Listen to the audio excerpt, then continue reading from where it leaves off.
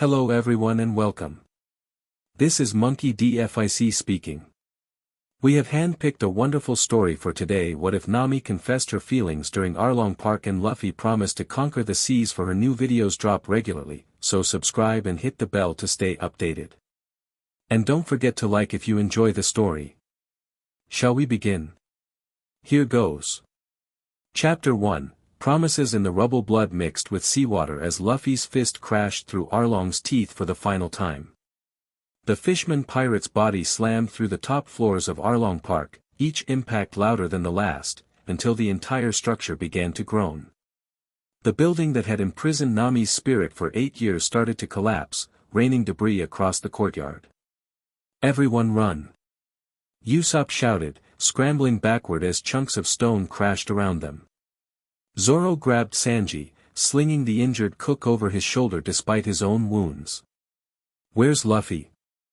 The dust cleared just enough to reveal their captain standing atop the rubble, chest heaving, hat shadowing his eyes. Below him, Arlong's unconscious form lay half buried in the wreckage of his empire. "Luffy!" Nami's voice cut through the chaos. She ran toward the ruins, dodging falling debris, tears streaming down her face.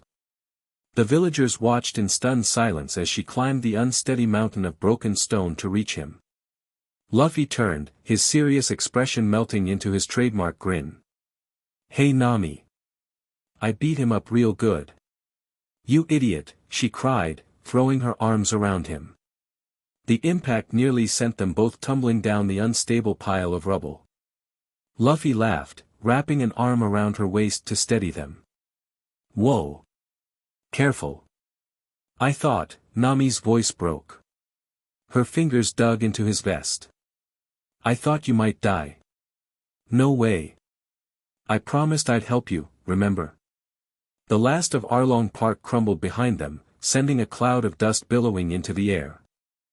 Neither of them moved. "Luffy, Nami took a shaky breath. "All these years, I never thought I'd be free. I never thought I could trust anyone again." His expression softened. "I know. But you came for me. You fought for me when I pushed you away." "Of course I did. You're my navigator." Nami shook her head, fresh tears spilling down her cheeks. "It's more than that. I think I'm falling in love with you." Silence fell over the courtyard. Even the celebrating villagers quieted, straining to hear. Luffy's eyes widened. For once, the rubberman seemed frozen in place. "You don't have to say anything," Nami continued, her voice barely above a whisper. "I just needed you to know, I'll do it." "Huh?" Luffy's face broke into the widest grin she'd ever seen. "I'll conquer the seas for you, Nami. Every last one of them. I'll become Pirate King and you'll make your map of the world, and we'll do it together." He wrapped both arms around her, lifting her high above the rubble. "I don't really understand all this love stuff, but I know I'm happiest when you're with me. And I'll fight anyone who tries to make you cry again." From below, Sanji wailed dramatically. "No. My beautiful Nami Swan." Zoro dropped the cook unceremoniously. "Shut up. You're injured." "Not as injured as my heart." Sanji clutched his chest, tears streaming down his face. Usopp's jaw hung open. Did Luffy just accept a love confession?" "Looks like it," Zoro said, crossing his arms. A slight smile tugged at the corner of his mouth. "Didn't see that coming." The villagers erupted in cheers, not just for their liberation but for the unexpected romance blossoming among the ruins of their oppression. Nami pulled back, her cheeks flushed. "You'll conquer the seas for me?" "Yep." Luffy adjusted his straw hat. "And you'll make the best map ever." "I promise." She leaned forward and pressed her lips to his. Luffy's eyes widened for a moment before he leaned into the kiss, clumsy but enthusiastic. Gensan wiped away a tear. "After all she's been through, our Nami deserves happiness." Nojiko grinned. Mom would approve of him. 3 days later, the Straw Hat crew prepared to leave Kokoyashi village. The Going Merry bobbed gently at the dock, freshly stocked with supplies courtesy of the grateful villagers. Nami stood at her sister's grave, fingers tracing the weathered wood of Belmir's marker. "I never thought I'd leave like this," she said softly. "Not just free, but, with someone." Nojiko leaned against a nearby tree. "Luffy's not what I expected for you." "He's not what I expected either." Nami laughed. "He's reckless, he can't navigate to save his life, and he eats more than 10 men combined. But he sees me. The real me."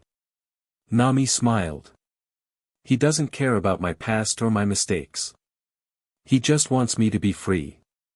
"And he's cute," Nojiko teased. "He is not." Nami protested, then paused.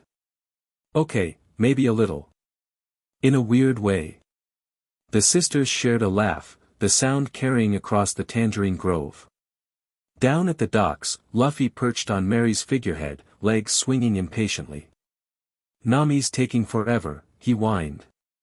"I want to get going." Usopp adjusted the rope securing their supplies. "She's saying goodbye to her family, Luffy. It's a big deal." "I know, but the Grand Line's waiting." Sanji emerged from the galley, cigarette dangling from his lips. "Be patient for the lady, Rubber Brain." "But I'm bored." Zoro cracked open an eye from his nap against the mast. "This is your life now, Captain. Get used to waiting for your girlfriend." Luffy tilted his head. "Girlfriend? Is that what Nami is?" The three crewmates exchanged glances. Did you not understand what happened back there?" Usopp asked carefully. "She kissed me and I'm gonna conquer the seas for her." Luffy shrugged. "That makes her special." Sanji clutched his heart. "You have the romantic intelligence of a sea king." "Sounds about right," Zoro muttered. "Hey, I see her coming." Luffy shot to his feet, waving wildly. "Nami! Hurry up." Nami walked down the path toward the dock, villagers flanking her on both sides. Her tears had dried, replaced by a determined smile. This was no longer a goodbye, it was the beginning of her dream. "Ready to set sail, Captain," she called. Luffy grinned. "You bet." As Nami boarded, Luffy grabbed her hand, pulling her into an unexpected hug. The crew pretended not to notice how she melted into his embrace or how his face softened when she smiled up at him. "Next stop, Logue Town," Nami announced, pulling out her map. "The place where Gold Roger was born and died." "The beginning and the end," Luffy said, unusually thoughtful. "Pretty cool." Nami spread the map across a barrel. "It's our last chance to stock up before the Grand Line." The crew gathered around, studying the route she traced with her finger. "We should arrive in about a week, assuming the weather holds." "A week?" Luffy groaned. "That's so long." Nami flicked his forehead. "The Grand Line isn't going anywhere, you know." "I know, but I want to get there faster." "Well, unless you can control the wind, we're stuck with what we've got." Luffy's face lit up. "Hey, maybe I can try, no," the entire crew shouted. Nami laughed, the sound bright and genuine. For the first time in years, her shoulders carried no burden beyond the excitement of adventure. 5 days into their journey to Logue Town, a storm brewed on the horizon. Dark clouds swirled against the blue sky, a promise of chaos to come. "Everyone secure the ship." Nami shouted, eyes on the gathering tempest. Usopp, lower the sails. Sanji, secure the supplies. Zoro, wake up and help, damn it. The swordsman grumbled but moved to action. Luffy bounced around the deck, more excited than concerned. "It's gonna be a big one," he cheered. Nami grabbed his cheek, stretching it. "Focus, Captain. This storm could tear Mary apart if we're not careful." "Sorry." He snapped back, rubbing his face. What can I do? Help Usopp with the sails, then get ready to bail water. The crew worked efficiently, transforming the ship from leisure vessel to storm-ready transport in minutes. When the rain hit, they were prepared. Waves crashed against the hull, sending spray across the deck. Thunder boomed overhead as lightning split the sky. Nami stood at the helm, shouting directions over the howling wind. 3 degrees starboard. No, your other starboard, Luffy. Despite the chaos, there was an undeniable chemistry between them. Nami's commands and Luffy's responses flowed like a dance. She anticipated his movements, and he trusted her judgment without question. The storm intensified, waves towering above the ship. A massive swell lifted the Going Merry, threatening to capsize her. Brace yourselves! Nami screamed. Luffy stretched his arms, wrapping them around the mast and Nami simultaneously. The wave crashed over them, water flooding the deck, but his grip kept them anchored. When the deluge subsided, the crew sputtered and gasped for air. Luffy's arms retracted, bringing Nami against his chest. You okay? He asked, water dripping from his hat onto her face. She nodded, breathless from more than just the storm. Thanks. Guys. Usopp's panicked voice cut through the moment. We've got company. Through the curtain of rain, a black ship emerged. Its sails bore the mark of a serpent devouring its own tail, the flag of the Shadow Snake Pirates. Who the hell goes pirating in a storm like this? Sanji demanded, water streaming from his suit. Zoro unsheathed Wado Ikemonji. The desperate kind. The black ship pulled alongside the Merry, grappling hooks flying through the air to secure the vessels together. Dark figures swung across the gap, landing on their deck with weapons drawn. Well, what do we have here? A tall man stepped forward, his long coat billowing in the wind. One hand gripped a cutlass, the other extended toward them, shadows swirling around his fingertips. A little ship caught in my storm. Luffy stepped forward. Your storm. The man bowed dramatically. Captain Vince Blacksail, at your service. Devil Fruit user and master of shadows. The darkness around his hand intensified. And you've sailed right into my hunting grounds. We're just passing through, Nami said, reaching for her staff. We want no trouble. Blacksail's gaze locked on her. A woman navigator. How unusual. His eyes narrowed. Wait. That hair, those eyes. You're cat burglar Nami, aren't you? The girl who betrayed Arlong. Nami stiffened. That's ancient history. Word travels fast. There's already a bounty for anyone who sailed with the crew that brought down Arlong Park. His smile widened. Lucky me. Luffy cracked his knuckles. Lucky us. I was getting bored. The pirates attacked en masse. Steel clashed against steel as Zoro engaged 3 swordsmen at once. Sanji's legs blurred, sending men flying into the storm. Usopp fired pellets from behind a barrel, each shot finding its mark despite the ship's violent rocking. Nami twirled her staff, electricity crackling along its length. I've picked up a few tricks since Arlong, she called to Blacksail, who watched from the periphery. So I see, he replied, shadows gathering around him like a cloak. But tricks won't save you from what's coming. He thrust his hand forward, and shadows shot toward her like spears. Nami dodged, rolling across the wet deck, coming up with her staff raised. Lightning tempo, she shouted, electricity arcing from her weapon. Blacksail laughed as the shadows absorbed the attack. Electricity feeds the darkness, little cat. A rubber fist slammed into his jaw, sending him staggering. Don't call her that, Luffy growled, standing protectively in front of Nami. Blacksail wiped blood from his mouth. The boyfriend comes to the rescue. How sweet. I don't need rescuing, Nami said, stepping up beside Luffy. But we make a pretty good team. Luffy grinned. The best. They attacked together, Luffy's fists and Nami's weather-enhanced staff working in concert.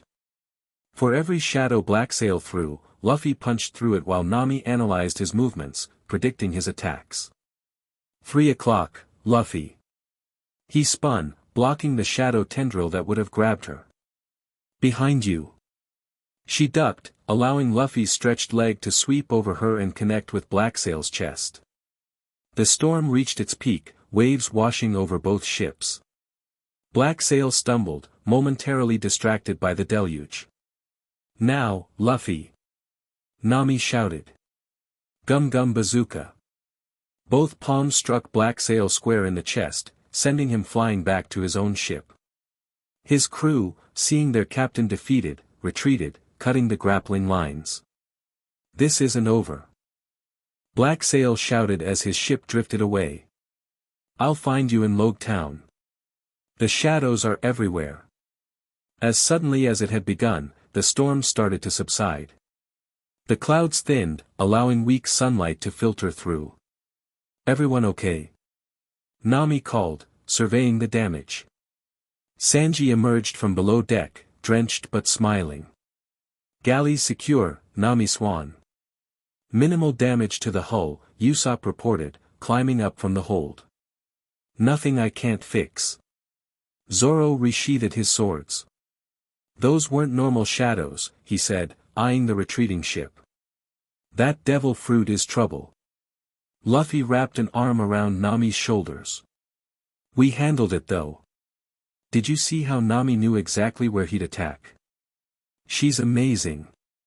Despite herself, Nami blushed. It was just good observation. Nope, it was amazing, Luffy insisted. You're the smartest. The crew set about repairing what damage they could. As Nami calculated their new course, Luffy perched beside her, unusually attentive. Do you think he was telling the truth? He asked. About finding us in Logue Town? Nami nodded. Probably. Men with wounded pride rarely let go easily. Good. Luffy pounded his fist into his palm. I wanted a rematch anyway. You're impossible, she sighed, but there was no heat in it. We're going to Logue Town to get supplies, not pick fights. We can do both. Nami rolled her eyes, but a smile tugged at her lips. Just try not to get arrested before we reach the Grand Line, okay? No promises. Luffy laughed. She shoved him playfully. At least promise to listen to me if things get dangerous. His expression softened, becoming serious for a rare moment. I always listen to you, Nami. You're my navigator. He paused, then added quietly, and more. The simple declaration made her heart flutter. For someone who rarely thought beyond his next meal, Luffy could be surprisingly sincere when it mattered. 2 days later, the skyline of Logue Town appeared on the horizon. Tall buildings clustered around a central square, visible even from the sea. The execution platform where Gold Roger had died loomed above it all, a dark silhouette against the blue sky. There it is! Luffy shouted, practically vibrating with excitement. The town of the beginning and the end. Nami studied her maps. We should dock on the eastern harbor. It's less patrolled by marines. Good thinking, Sanji said, lighting a fresh cigarette.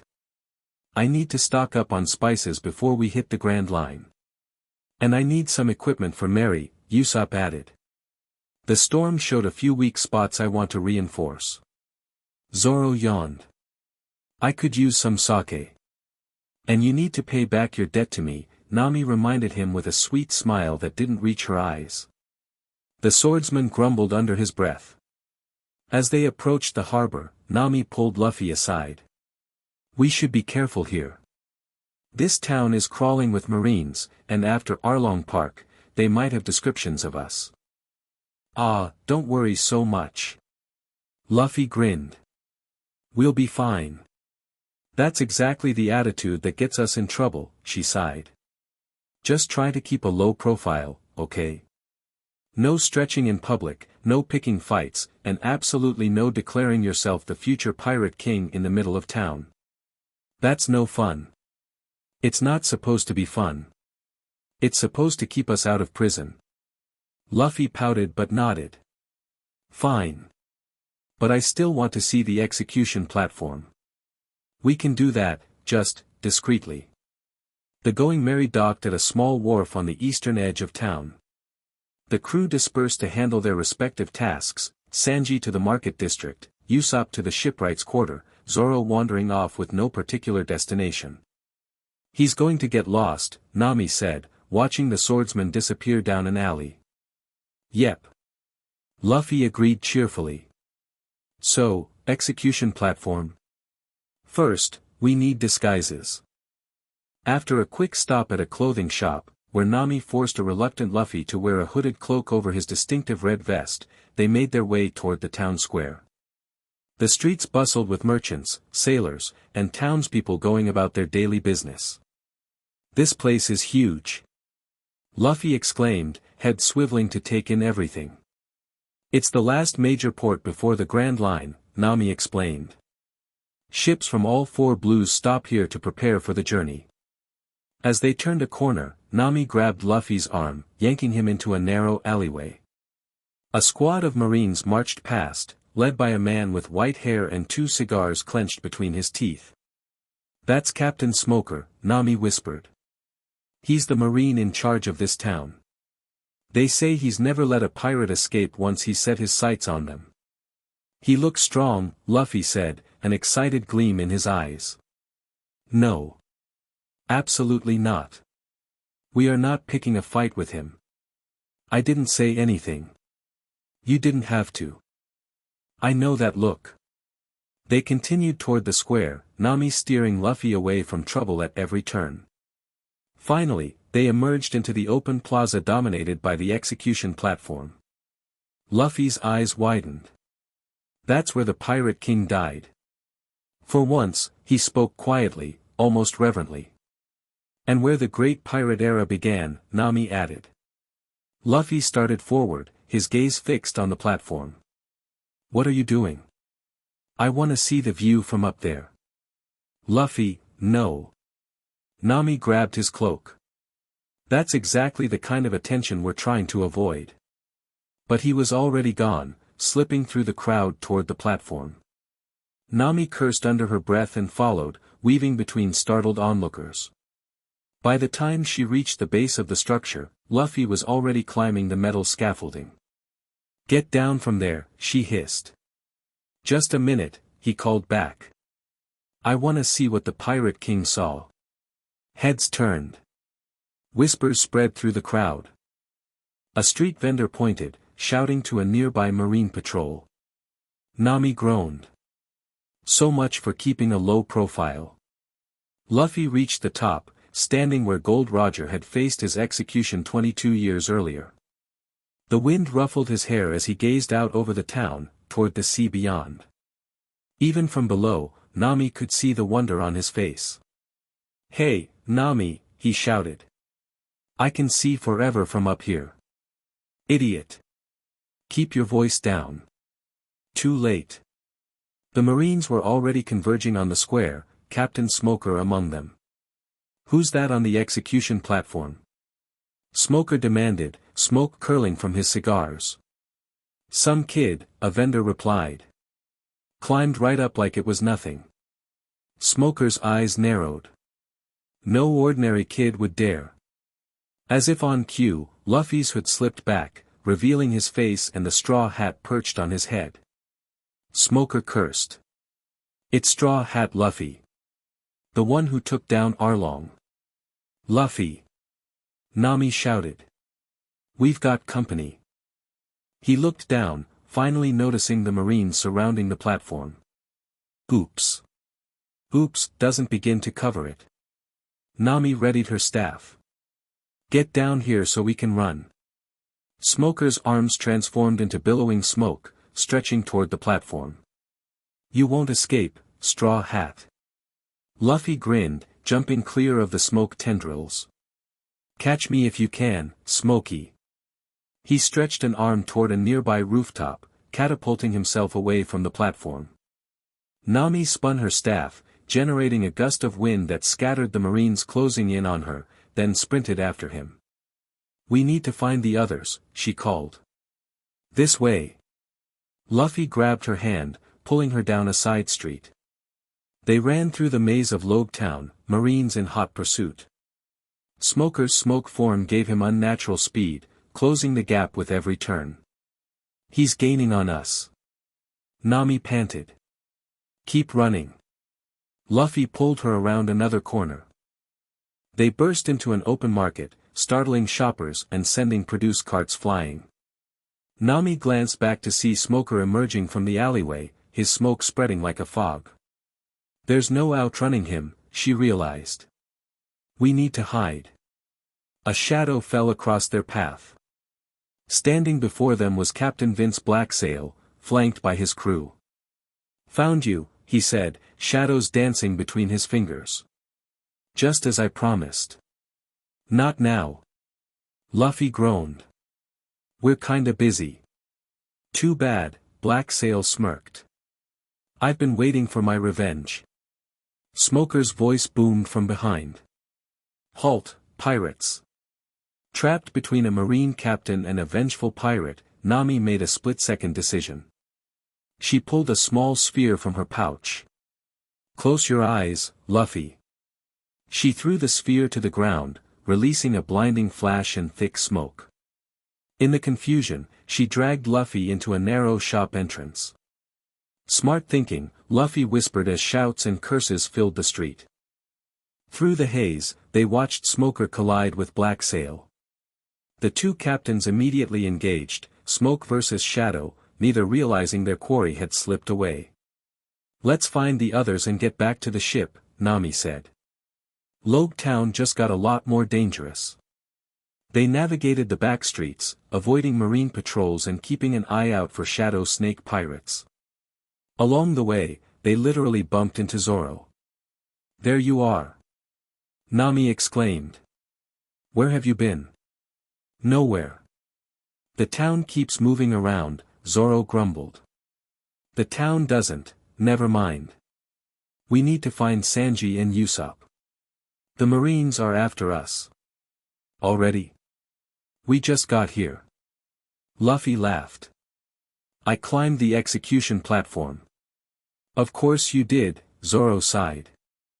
"I saw the cook heading back toward the harbor a few minutes ago." "And Usopp?" A familiar scream answered her question. Around the corner came their long-nosed sniper, running full tilt with a bag of supplies clutched to his chest and half a dozen shadow snake pirates on his heels. "Help," he wailed, spotting them. "These guys just started chasing me." Luffy cracked his knuckles. Finally, some action. Before Nami could stop him, he charged forward, arms stretching back for a punch. Gum Gum pistol. The lead pirate flew backward, bowling over his companions like ninepins. Usopp skidded to a halt beside them, gasping for breath. "What did you do?" he wheezed. "Nothing." Luffy protested. "He climbed the execution platform and got spotted by Marines," Nami explained. "And apparently these are friends of that shadow guy from the storm. Captain Blacksail is currently fighting Smoker," Zoro added. "But that won't last long. We need to get back to the Mary," Nami decided. "Sanji's already headed that way." They ran toward the harbor, taking side streets to avoid the main thoroughfares now crawling with Marines. Rain began to fall, light at first, then heavier, driven by an increasingly strong wind. "This weather came out of nowhere," Usopp observed. Nami frowned, studying the sky. "It's not natural." The pressure dropped too quickly. "Another devil fruit user?" Zoro suggested. "Maybe, or just the Grand Line's influence reaching out to the island." They reached the harbor to find Sanji already loading supplies onto the Mary. "Where have you been?" he demanded. "Marines are swarming the docks." "Luffy happened," Nami explained, helping Usopp aboard. The cook rolled his eyes. Of course. As they prepared to cast off, a wall of smoke materialized at the end of the pier. You won't escape, Straw Hat Luffy. Smoker emerged from the smoke, jit in hand. Luffy pushed Nami toward the ship. Get on board. I'll handle Smokey. But, trust me. He grinned. I promised to conquer the seas for you, remember? Can't do that if we don't reach the Grand Line. Nami hesitated, then nodded. Don't be stupid. No promises. Luffy faced Smoker as Nami climbed aboard the Mary. The Marine captain advanced, smoke swirling around him like a living thing. You've caused quite the commotion for a rookie, Smoker said. But your adventure ends here. Nope, Luffy replied simply. I've got a promise to keep. He attacked head-on, fist stretched back. Gum pistol. His punch passed through Smoker's chest, dispersing smoke but causing no damage. Smoker retaliated, his smoke-transformed arm slamming Luffy against the pier. Logia devil fruits can't be hurt by physical attacks, Smoker explained. Your rubber powers are useless against me. Luffy struggled against the smoke pinning him down. Maybe. But I'm still not gonna lose. Bold words for someone about to be arrested.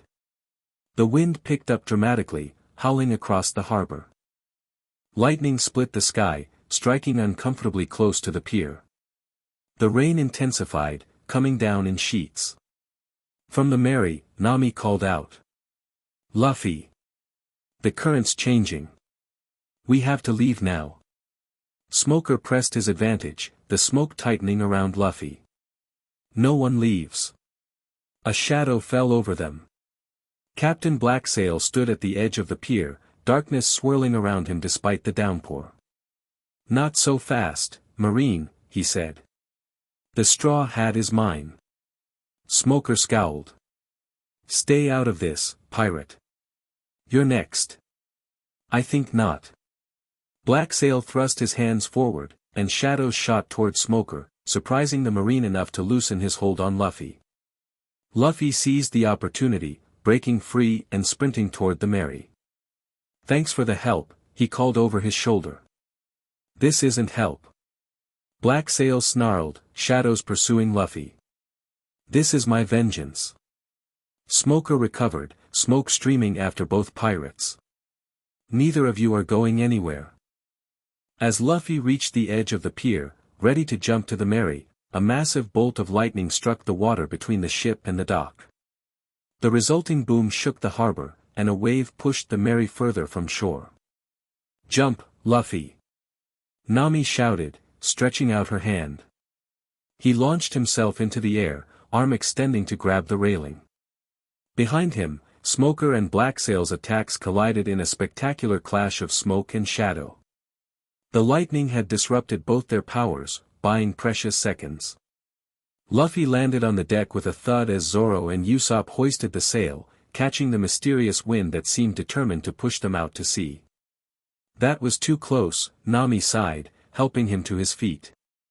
On the pier, Smoker had regained control of his powers. You won't escape me, Straw Hat, he shouted. I'll follow you to the Grand Line if I have to. Looking forward to it, Smokey. Luffy called back. Beside Smoker, Blacksail watched with narrowed eyes. This isn't over, he promised. The shadows are everywhere. The strange storm continued to propel them away from Logue Town, the wind filling their sails with supernatural force. Within minutes, the island was just a smudge on the horizon.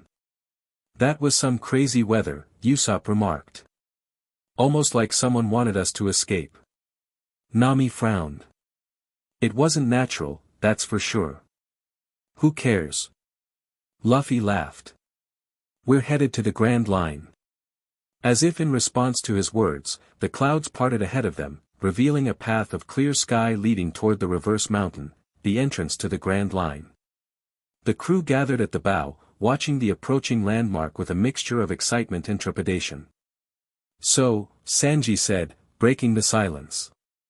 Captain climbing the execution platform aside, did you two lovebirds enjoy Log Town? Nami blushed. We're not, yes. Luffy interrupted, throwing an arm around her shoulders. Nami was awesome. She had this flash bomb thing, and when we were trapped between Smokey and Shadow Guy, she used it to escape. It was so cool. The navigator's blush deepened, but she didn't push his arm away. It was just quick thinking. That's why you're the best navigator, Luffy said, squeezing her closer. Smart and brave and pretty. Usopp and Sanji exchanged surprised glances. Did Luffy just call someone pretty? Usopp whispered. My heart can't take this, Sanji moaned. Zoro smirked. You'll live.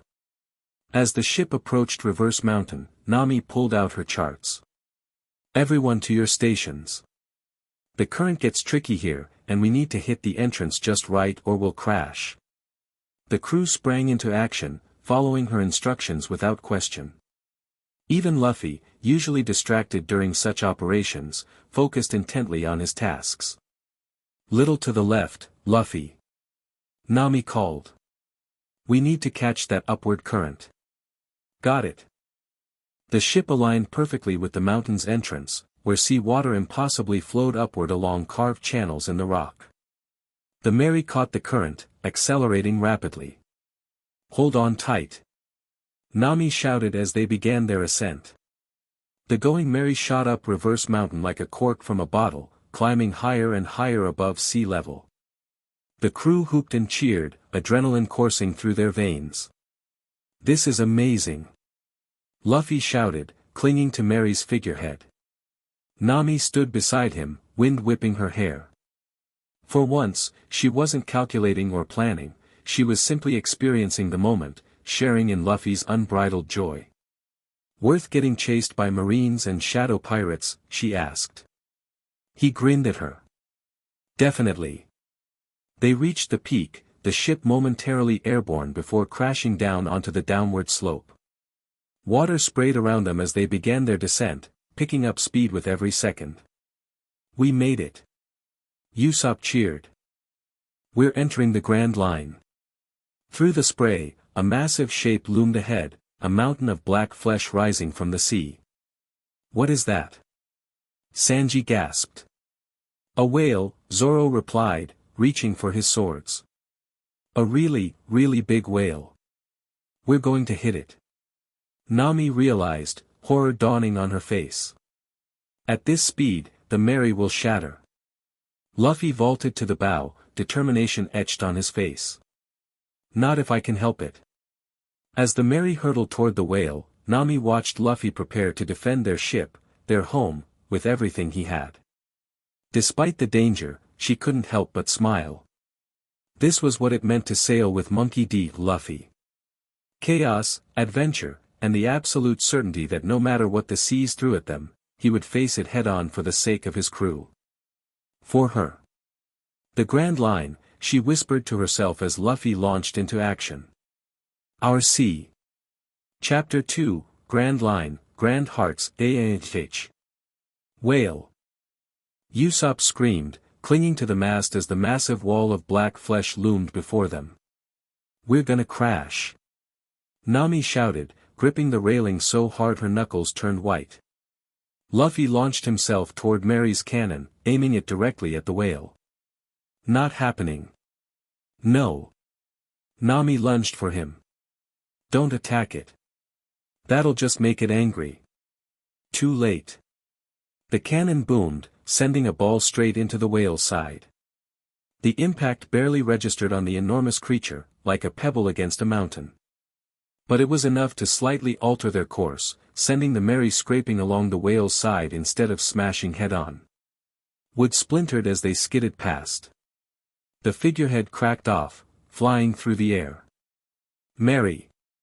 Usopp wailed. The ship slowed, coming to a stop in the whale's massive shadow. For a moment, everything was silent. Then the whale's gigantic eye, bigger than the entire ship, swiveled toward them. Nice going, rubber brain, Sanji hissed. Now it's looking at us. Hey! Luffy stomped toward the bow, pointing accusingly at the whale. You broke our ship's head. I just got that. Luffy, shut up. Nami grabbed his arm. Don't antagonize it more. The whale opened its massive mouth, creating a whirlpool that sucked the Mary forward. They tumbled into darkness, screams echoing as the jaws closed behind them. Instead of being crushed or drowned, they found themselves floating on what appeared to be an open sea, beneath a blue sky. What the hell? Zoro squinted at their surroundings. Are we inside the whale? That's impossible, Nami said, but her voice lacked conviction. The Grand Line doesn't work like normal seas. A small island sat in the middle of this impossible ocean, complete with a tiny house. An old man fished from the shoreline, ignoring them completely. Hey, old man. Luffy called. Where are we?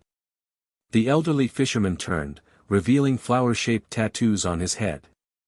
Inside Laboon's belly. Name's Crocus, caretaker of the lighthouse and this whale. Inside a whale. Usopp's jaw dropped. But there's a sky and everything. Painted it myself, Crocus said matter-of-factly. Makes Laboon feel better.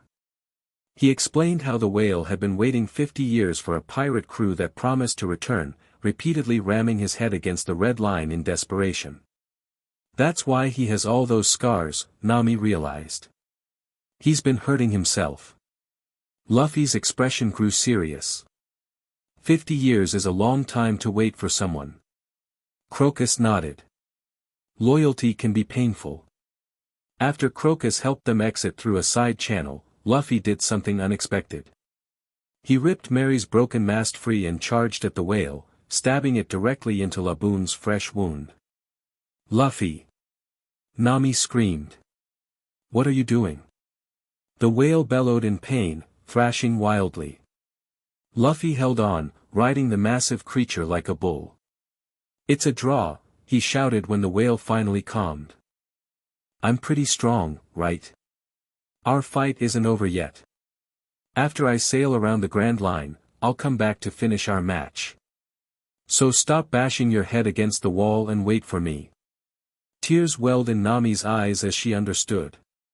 In his clumsy way, Luffy was giving Laboon something to live for, a new promise to replace the one that had been broken. That idiot, she murmured fondly. After painting a crude straw hat Jolly Roger on Laboon's head, so you don't forget our promise, they prepared to set off. Crocus provided them with an eternal pose to Whiskey Peak as thanks. What's an eternal pose? Usopp asked, examining the glass compass. It's like a log pose, Crocus explained, handing Nami a strange wristwatch-like device, but it points to just one island forever. The log pose is what you'll need to navigate the Grand Line. Each island has a unique magnetic field. This records them and points to the next island. Nami strapped it on, eyes gleaming. This is perfect. As they prepared to depart, Luffy hopped over to where she was charting their course. Hey Nami, that was pretty cool, right? How I helped the whale. She looked up, smiling despite herself. It was actually really sweet, in a Luffy sort of way. A Luffy sort of way? He tilted his head. What's that mean? It means, she said, tapping his nose, that only you would think to challenge a whale to a fight to give it hope. He beamed. You know me best. Nami felt warmth spread through her chest at his simple declaration. Maybe she did. Whiskey Peak appeared on the horizon 2 days later, a strange island with giant cactus-shaped mountains reaching toward the sky. Finally. Luffy bounced impatiently on Mary's figurehead. I'm starving. You're always starving, Nami pointed out, but without her usual exasperation. She'd grown accustomed to his endless appetite, even finding it endearing sometimes, though she'd never admit it aloud. As they docked, a crowd of cheering townspeople greeted them. Welcome, brave pirates, a man with curly hair called. I am Igarappoi, mayor of Whiskey Peak. We celebrate all warriors of the sea here. Nami exchanged suspicious glances with Zoro. They're welcoming pirates. That's unusual. Free food was Luffy's only concern as he bounded off the ship. Luffy, wait. Nami hurried after him. Something's not right about this place. He paused, turning back with an uncharacteristically serious expression. You think it's a trap? Don't you? Since when do people cheer for pirates? He considered this, then grinned. Even if it is a trap, we can handle it. And if it's not, free party. Nami sighed. Just, keep your guard up, okay? Promise. He linked his pinky with hers, the childish gesture somehow perfectly fitting. The townspeople led them to a massive feast with endless food and drink. Luffy dove in immediately, stuffing his face at inhuman speeds. Nami sipped her drink cautiously, watching the overly enthusiastic locals. Miss Navigator, you're not enjoying yourself? Igarappoi asked, sidling up to her. Just pacing myself, she replied with a fake smile. Long journey ahead. Nonsense. Drink, eat. Tomorrow is for worrying. Across the room, Luffy had entered an eating contest against Usopp and several locals, cheeks bulging with food. Despite her suspicion, Nami couldn't help laughing at his enthusiasm. Your captain seems quite energetic, Igarappoi observed. That's one word for him. And what word would you use? Nami caught herself smiling fondly. Unstoppable. As the night progressed, her crewmates succumbed to food and drink, Usopp passed out mid-story, Sanji collapsed surrounded by women, and Luffy finally hit his limit, belly distended, snoring loudly on the floor. Only Nami and Zoro remained alert, pretending to drink while secretly staying sober. I'll take first watch, Zoro muttered as he slumped against a wall, appearing to fall asleep. Nami nodded imperceptibly, then allowed herself to pass out near Luffy. Through half-lidded eyes, she watched the townspeople's demeanor change instantly when they thought all pirates were unconscious. Collect their valuables, Igarappoi ordered, his voice hardening. Mr. 8 wants their bounties. Bounty hunters, Nami realized. This whole town is a trap for pirates entering the Grand Line. She felt someone approach Luffy, heard the clink of metal as they checked him for valuables. Her heart pounded, but she kept her breathing even. Next to her, Luffy continued snoring, completely oblivious to the danger. When the bounty hunters dragged their unconscious bodies to a storage building, Nami waited for her chance. The moment the door closed, she sprang up. Luffy! She shook him frantically. Wake up! It's a trap. He stirred groggily. Huh? More food? No, you glutton. The townspeople are bounty hunters. That snapped him awake. For real. Those nice party people. Before she could answer, explosions rocked the building. Through the window, they saw Zoro already engaged with dozens of disguised bounty hunters. Zoro started without us. Luffy jumped up, suddenly energized. Let's go. Wait. Nami grabbed his arm. We need a plan. There are hundreds of them. Plan. Just beat them up. Luffy, these aren't just random bounty hunters. I heard them mention Mr. 8, that's a code name. They're organized. He considered this for about 2 seconds. Okay, you do the sneaky part, I'll do the punching part. Before she could object, he burst through the wall with a crash, shouting, surprise, at the top of his lungs. So much for stealth, Nami muttered, readying her staff. The battle erupted across Whiskey Peak. Zoro slashed through waves of attackers while Sanji, now awake, kicked his way through another group. Usopp provided covering fire from a rooftop. Nami slipped through the shadows, making her way toward what appeared to be the town hall. If there's information about who these people are, it'll be there. She climbed through a window, finding herself in an office. Rifling through papers, she discovered what she feared, bounty posters, maps, and a ledger of captured pirates. Baroque works, she whispered, reading a partially burned document. A secret criminal organization. Very good, Miss Navigator. Nami whirled to find a young woman with blue hair pointing a blade at her throat. How did you know about Baroque works? The woman demanded. I didn't until just now, Nami replied, mind racing for an escape. You just confirmed it. A crash from outside distracted the blue-haired woman. Nami seized the opportunity, sweeping her staff at the woman's legs. The stranger jumped back with surprising agility. You're not just a navigator, she observed. And you're not just a bounty hunter, Nami countered. Another explosion rocked the building.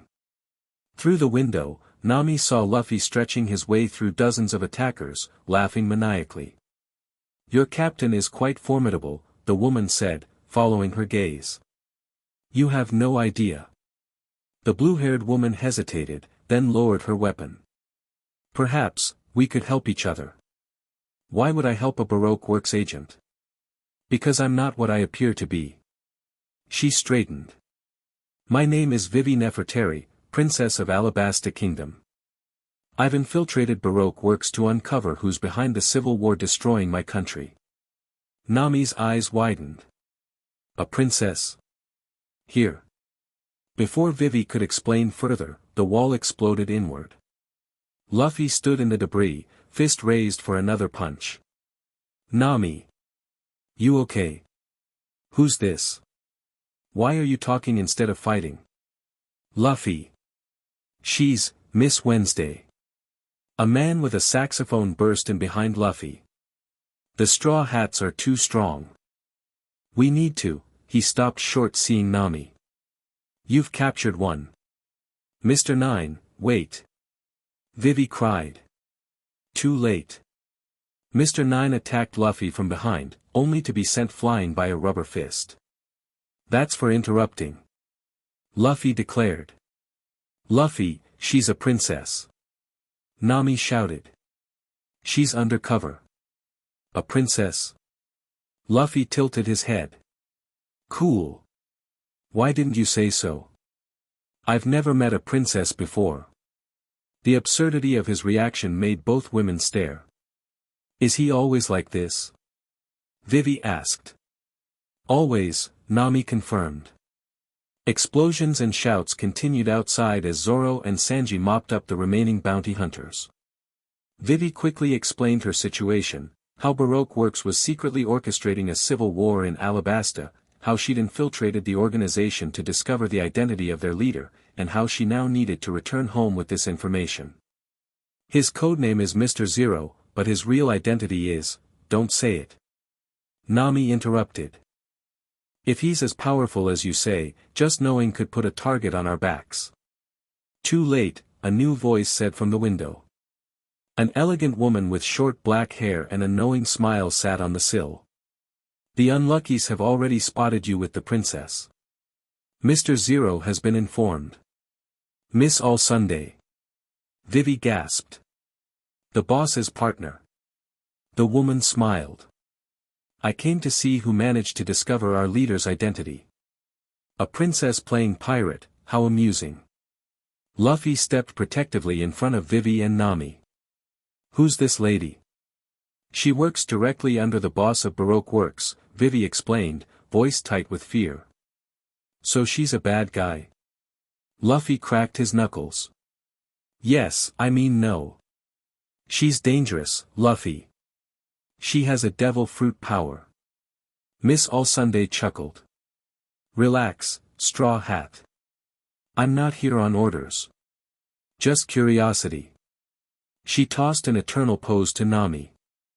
That will lead you to Alabasta, skipping the usual route. A safer journey for the princess. Nami caught it, suspicious. Why help us? Who said I'm helping? Perhaps I just want to see what happens. With a cryptic smile, she vanished into the night. Well, that was weird, Luffy said, scratching his head. Dawn broke over the defeated town as the crew regrouped at the ship. Vivi explained her situation to everyone, her duck companion Kuro quacking supportively at her side. So your country's in trouble because of this secret sand guy, Luffy summarized. And you need to get back to stop a war. That's, basically it, yes, Vivi said. Okay, we'll take you home. What? Nami grabbed him by the collar. Luffy. This isn't our fight. If Baroque Works comes after us, they're already after us, Luffy pointed out reasonably. And Vivi's nice. Plus, I've never seen a desert kingdom before. Nami wanted to argue but found herself softening at his simplistic logic. Of course Luffy would dive headfirst into danger for a stranger in need, it was one of the things she loved about him. Loved. The word caught her by surprise. Fine, she sighed. But we're charging a protection fee. No we're not, Luffy said firmly. Friends help friends for free. Nami blinked, then smiled reluctantly. When did you get so principled about money? Since I started listening to your navigator lessons. He grinned proudly. You said trust is worth more than gold, remember? I was talking about establishing credit with merchants. Same thing. It wasn't the same thing at all, but Nami found herself laughing. Somehow, Luffy had twisted her mercenary advice into something almost noble. The worst part was, she couldn't even be mad about it. Alabasta it is, she conceded, checking her log pose. But we need to follow the magnetic path. This pose needs time to set at each island. What about the eternal pose that scary lady gave us? Usopp asked. Luffy snatched it from Nami's hand and crushed it. Nope. That's boring. Adventure isn't about shortcuts. You idiot. Nami punched him, leaving a sizable lump. That was our safest route. But not the most fun, he replied, unrepentant despite the swelling on his head. So, Little Garden next? Zoro asked, checking the heading on the log pose. Nami sighed, calculating their course. Looks like it. As they set sail, leaving the fake hospitality of Whiskey Peak behind, Nami found Luffy at his favorite spot on Mary's figurehead. Hey, she said, joining him. That was reckless back there. Yep, he agreed cheerfully. We could have gotten important information from that eternal pose. Nah. He shook his head. It was a trap. Nami blinked. How do you know? That Sunday lady. Her eyes weren't helping eyes. They were playing eyes. He tapped his own eye for emphasis. Like when you're planning a good prank. She stared at him. Sometimes Luffy's intuition bordered on preternatural. So you actually thought it through? Little bit. He grinned. Plus, this way's more fun. Fun. Right. She couldn't help smiling. You know, most pirates would run the other way from an organization powerful enough to destabilize a country. Most pirates aren't gonna be king. He said it so matter-of-factly, without a trace of arrogance. Nami leaned against him, watching the waves. No, they're not. They sailed for 3 days, the Grand Line's unpredictable weather keeping Nami constantly on her toes. One moment sunshine, the next hailstorms or dense fog. Through it all, Luffy remained her steadfast assistant, following directions without question and occasionally providing unexpected insights. Storm coming, he said on the third morning, sniffing the air. Nami checked her instruments. The barometer's steady. I don't see any signs. It's coming. He pointed northeast. Smells like lightning. She'd have dismissed anyone else, but Luffy's instincts had proven uncannily accurate at sea. Everyone secure the ship, she called. Weather shift approaching. Sure enough, within the hour, black clouds gathered and lightning cracked across the sky. Rain pounded the deck as waves rose around them. Hard to starboard. Nami shouted over the wind. There's a current underneath we can ride out. The crew worked in perfect harmony, even Luffy focusing on his tasks without distraction. They'd developed an efficient rhythm since entering the Grand Line, each person's strengths compensating for another's weaknesses. As the storm reached its peak, Nami spotted something through the curtain of rain. Ship off the port bow. A sleek vessel with midnight blue sails cut through the waves, handling the storm with surprising agility. Unlike the Mary's rounded lines, this ship was sharp, built for speed rather than comfort. They're changing course, Zoro observed, hand on his swords. Heading straight for us. Pirates? Usopp asked nervously, adjusting his goggles. Maybe, Nami squinted through the rain. But what kind of pirates hunt in a storm like this? The answer came in the form of a grappling hook flying through the air, catching on Mary's railing. The line went taut as the ships pulled closer together. They're boarding. Sanji shouted. A figure leapt across the gap between vessels, landing gracefully on their deck. A woman in her 30s stood before them, her long red hair braided tight against her head, coat billowing in the wind. A cutlass hung at her hip, and a log pose gleamed on each wrist. Well, well, she said, voice carrying over the storm. Fresh meat on the line. Luffy stepped forward. Who are you? This is our ship. Captain Mara Wavecrest of the Tempest Runners, she announced with a theatrical bow. Navigator extraordinaire and collector of Grand Line treasures. Nami's eyes narrowed. Another navigator. Mara's gaze shifted to her, sharp and assessing. Ah, you must be this crew's pathfinder. First time on the line, sweetie.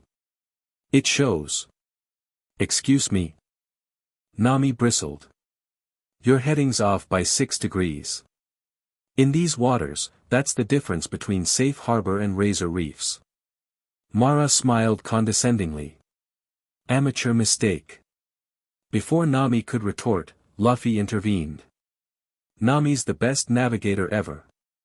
She got us through Reverse Mountain perfect. Reverse Mountain? Mara laughed. That's baby's first challenge. Wait until you hit the true terrors of this sea. She turned her attention back to Nami. Tell me, girl, have you calculated for magnetic shift during electrical storms? Do you know how to read the color patterns in Grand Line clouds? Nami hesitated. She'd never even heard of these techniques. As I thought, Mara said smugly. You're leading your crew blind. What do you want? Zoro interrupted, unsheathing one sword. If it's a fight, information, not blood, Mara replied. My log pose is pointing to Little Garden, but there's an uncharted island 2 days east that's not on any magnetic path. Rich with treasure from a lost civilization. So? Sanji asked suspiciously. So, I'm proposing a friendly competition. First crew to find and claim the treasure gets bragging rights and first pick of the haul. Treasure. Nami's eyes lit up. A race? Luffy's grin widened. That sounds fun. Luffy, wait, Nami said. We need to get Vivi to Alabasta. We don't have time for detours. Vivi nodded. Every day we delay, more people die in my country. Mara raised an eyebrow. The Princess of Alabasta, sailing with rookie pirates. Interesting company you keep, Straw Hat. How did you know who I am? Vivi demanded. News travels fast on the line, even in storms.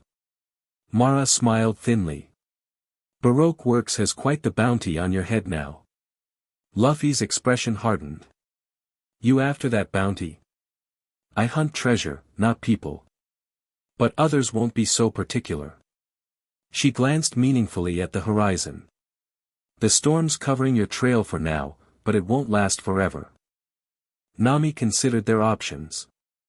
This uncharted island, it's not on the magnetic path, so our log pose won't point to it. How would we even find it? That's part of the challenge, Mara replied. A true navigator can find what doesn't want to be found. The implication was clear, Mara didn't think Nami was capable. We'll find it first, Nami declared, ignoring Vivi's concerned look. Mara smiled. Bold words from a novice. I'll even give you a handicap, the island has a unique magnetic field that cancels out surrounding fields. Look for where your log pose doesn't point. With that cryptic hint, she leapt back to her own ship. The grappling hook released, and the sleek vessel pulled away, disappearing into the storm as quickly as it had appeared. Nami, Vivi said carefully, are you sure about this? My kingdom, 2 days, Nami assured her. If we don't find it by then, we continue to Little Garden as planned. But, she challenged my navigation skills, Nami said, eyes flashing. I can't let that stand. Luffy laughed. Nami's got her treasure face on. This'll be fun. What's a treasure face? Usopp asked. You know, when her eyes get all sparkly and she goes like this. Luffy made an exaggerated greedy expression that looked nothing like Nami. I do not look like that, she protested, smacking him. Do too, he replied, unbothered by the blow. It's cute. Nami felt her cheeks warm despite the rain. Shut up and help me adjust our course. Aye, navigator. He saluted enthusiastically. As the storm subsided, they charted a new heading. Nami spent the evening poring over maps, trying to decipher Mara's hint about the log pose. Where your log pose doesn't point, she muttered. What does that even mean? Luffy lounged nearby, watching her work with unusual patience. Maybe it's like when you're pushing 2 magnets together and they won't touch. Nami looked up, surprised. That's actually helpful. Really? Cool. He beamed proudly. If the island has a repelling magnetic field, then the log pose needle would waver or spin when we get close, instead of pointing toward it. She studied the eternal pose to Alabasta, then her log pose. We need to watch for interference patterns. For the next day, Nami obsessively monitored their instruments. Her competitive spirit fully awakened, she barely slept, taking only brief naps while Luffy kept watch over the log pose with strict instructions to wake her at the slightest change. Late on the second day, Luffy's excited shout pulled her from sleep. Nami! It's going crazy. She rushed to his side. The log pose needle spun wildly, unable to settle on a direction. We're close. She grabbed her sextant, taking quick measurements. 10 degrees north. Hurry. The crew sprang into action, adjusting their course. As they sailed forward, a shimmer appeared on the horizon, like heat rising from sand. What's that? Usopp asked, adjusting his goggles. Some kind of mirage. The shimmer parted as they approached, revealing a lush island hidden behind what appeared to be a veil of distorted air. A magnetic cloak, Nami realized. It bends light around the island, making it nearly invisible unless you know exactly what to look for. And there's our competition, Zoro pointed to where the Tempest Runner's ship approached from the opposite direction. The race to shore was tight, but Mary's superior maneuverability in shallow waters gave them the edge. They dropped anchor moments before Mara's ship, Luffy dancing victoriously on deck. We won. We won, he cheered. Mara leapt ashore, her crew following. The race to the island was just the beginning, Straw Hat. The real prize awaits inland.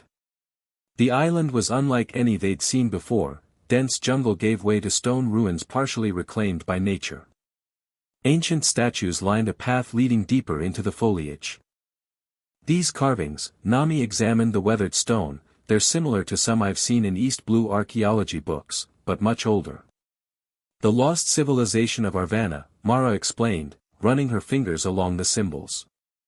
They were said to be master navigators who could sail through storms without a single casualty. Their secret techniques died with them centuries ago. What happened to them?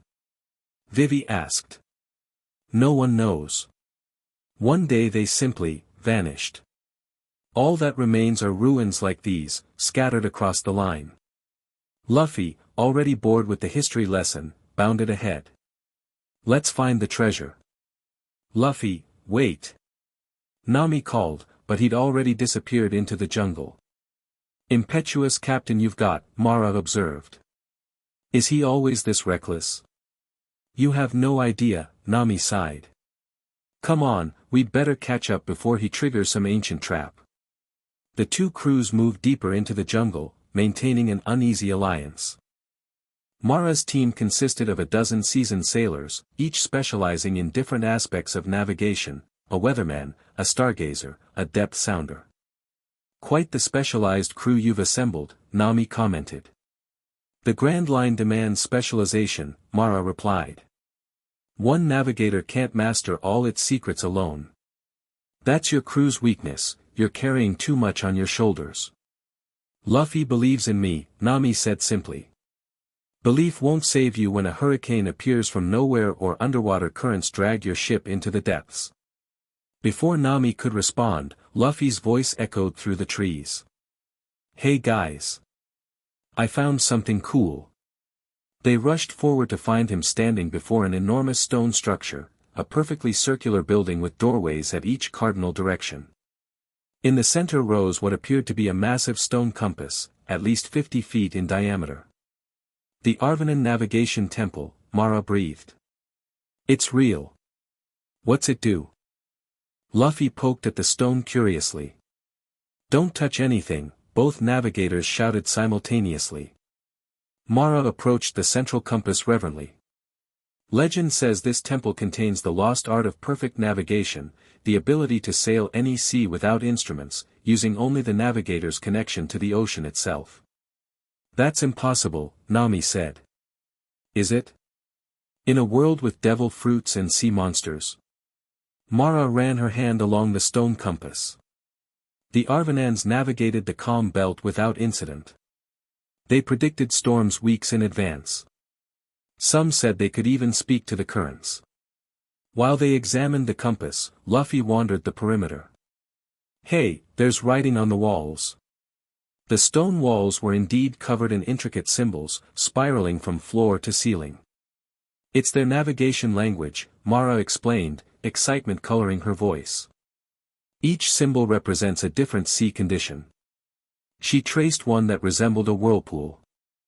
This one means, dangerous current. Nami studied the symbols with growing interest. Can you read all of them? Only fragments. I've spent years collecting pieces of their knowledge. Mara pulled a small journal from her coat. This contains everything I've learned so far. So where's the treasure? Luffy asked, still examining the walls.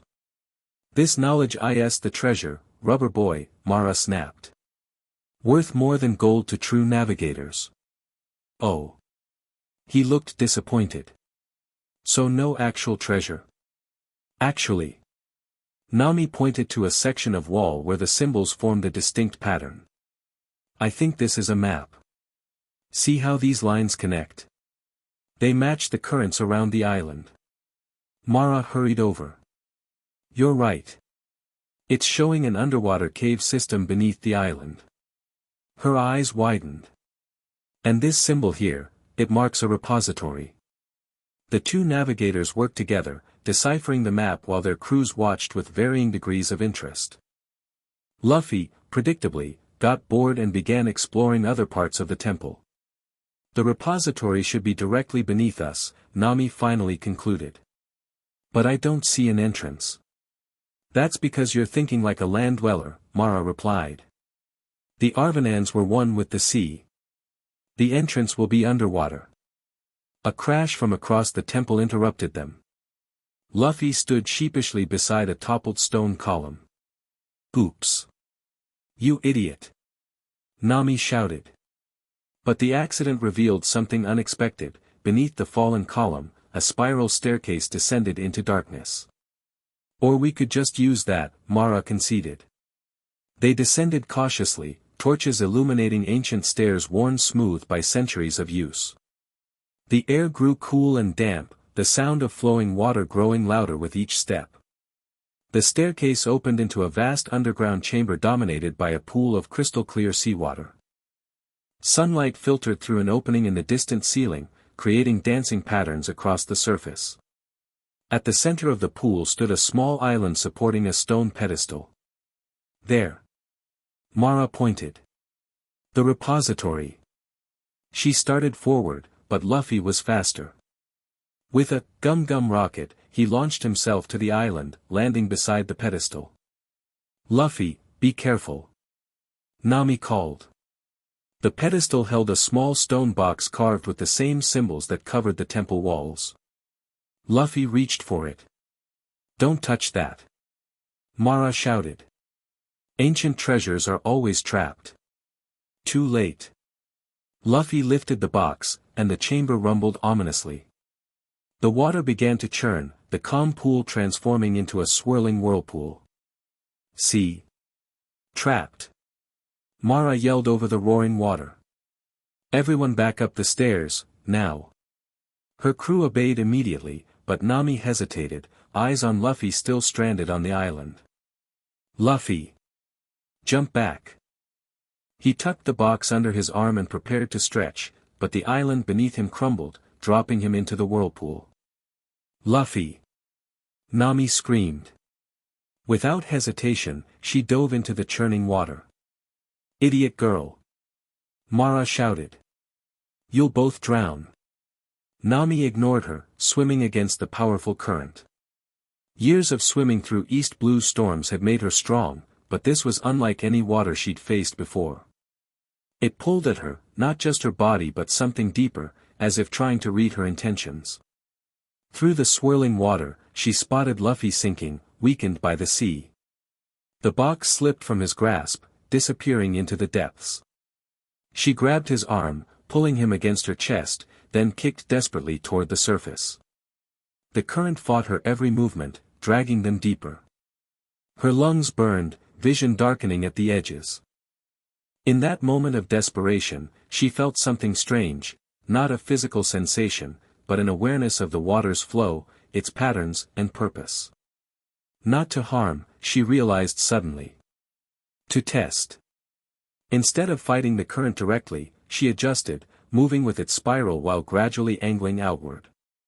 The water seemed to respond, its pull lessening as she worked with rather than against it. They broke the surface with a splash, Nami gasping for air while keeping Luffy's head above water.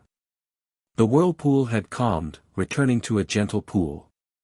Nami. Sanji was at the edge, reaching for them. Are you okay? With his help, they made it to shore. Luffy coughed up water, regaining consciousness quickly as his strength returned outside the sea's influence. The box, he mumbled. I dropped it. Forget the box, Nami said, still catching her breath. You nearly drowned. Sorry. He gave her a weak smile. Thanks for saving me. You passed, Mara said, approaching with an expression of grudging respect. Both of you. Passed what? Nami asked. The Arvanin trial. She gestured to the now calm pool. The whirlpool wasn't a trap, it was a test to determine who was worthy of their knowledge. A true navigator doesn't fight the sea, they understand it, become part of its flow. As she spoke, the water in the pool began to glow softly. From the depths rose the stone box, floating on the surface as if placed there deliberately. It drifted toward Nami. Take it, Mara said quietly. You've earned it. Nami reached for the box, surprised to find it warm to the touch despite its time underwater. She opened it carefully. Inside lay a small, perfectly preserved journal bound in some unknown material that repelled water. The pages contained detailed diagrams of currents, wind patterns, and star charts unlike any Nami had seen before. The Arvanin navigation techniques, Mara breathed. Pass down to the next worthy navigator. But I don't understand, Nami said. You've studied their culture for years. Why me? Mara smiled sadly. Knowledge isn't just about study or experience.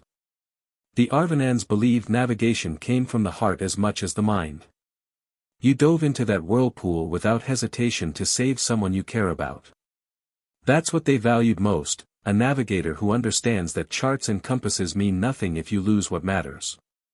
Nami felt Luffy's hand close around hers, still clutching the journal. See, he said softly. Told you you're the best. Back on their ships, the two crews prepared to depart. The detour had cost them 2 days, but Nami felt the knowledge gained was worth the delay. What will you do now? She asked Mara as they stood on Mary's deck. Continue my collection, I suppose, Mara replied. Though the prize I sought for years is now yours. We could make a copy of some pages, Nami offered. Mara shook her head. That's not how this works. The knowledge chose you. She glanced at Luffy, who was excitedly recounting their adventure to Usopp and Chopper. Though I admit, I'm surprised it chose someone attached to such a reckless captain. He's not what he seems, Nami said, following her gaze. Under all that chaos, there's purpose. Mara studied her thoughtfully. You love him. It wasn't a question. Nami didn't deny it. Just be careful, girl. The Grand Line is cruel to dreamers, and that boy is nothing but dreams. We'll make those dreams real, Nami replied with quiet confidence. Mara laughed. Perhaps you will. After all, you've already done the impossible, tamed a what? But Mara was already heading back to her ship. Until we meet again, Straw Hat Navigator, she called with a wave. Try not to sink before Alabasta. As the Tempest Runner sailed away, Nami opened the Arvanen journal. The strange symbols now seemed almost readable, as if the water had somehow connected her to their meaning. Find anything useful? Luffy asked, appearing at her shoulder. I think so. These current patterns could help us navigate the more dangerous parts of the Grand Line. He grinned. See? Totally worth the detour. We still lost 2 days, Luffy. Vivi's worried. We'll make up for it. He pointed to the horizon. Little Garden next, then straight to Alabasta. Promise. His absolute confidence was infectious. Nami found herself believing they could overcome any obstacle, even the monstrous organization threatening Vivi's kingdom. What did Mara mean about me being a D? Luffy asked suddenly. Nami looked up, surprised. You heard that? I thought you were busy with Usopp.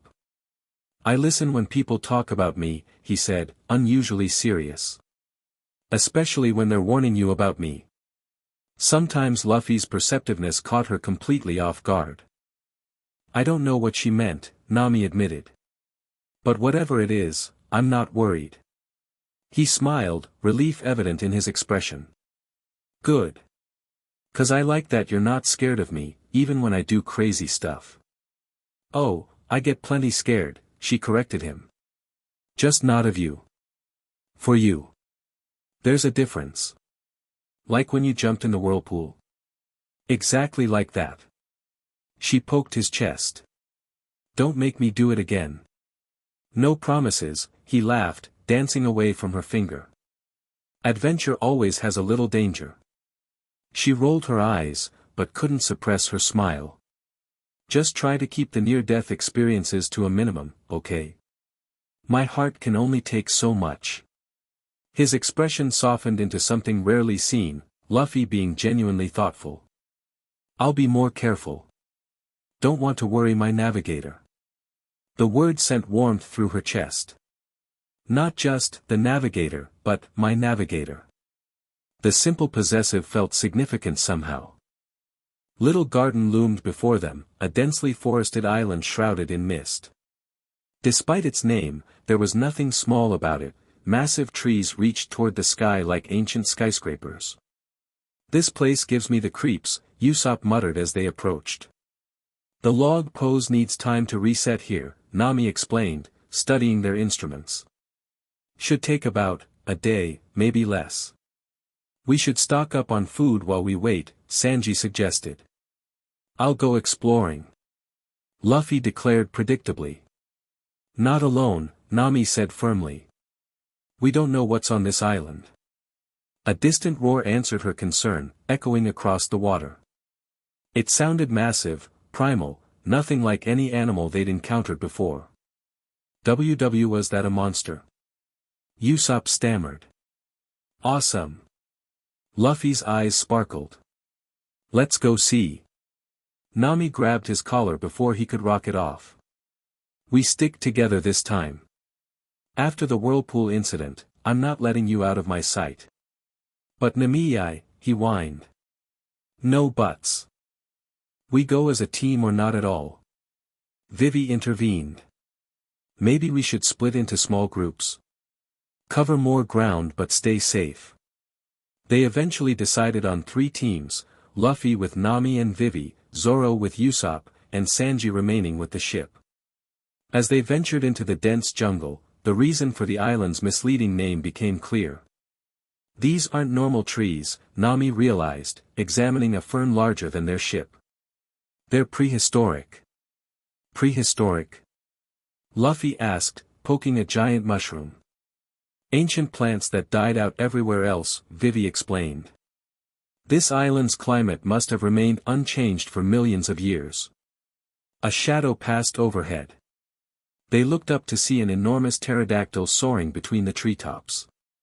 A dinosaur? Nami and Vivi exclaimed simultaneously.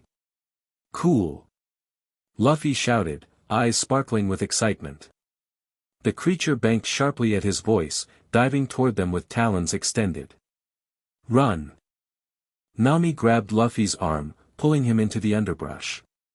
They sprinted through ferns and over massive roots, the prehistoric predator screeching behind them. Vivi and Kuro raced ahead, the duck's speed giving them an advantage. This is awesome.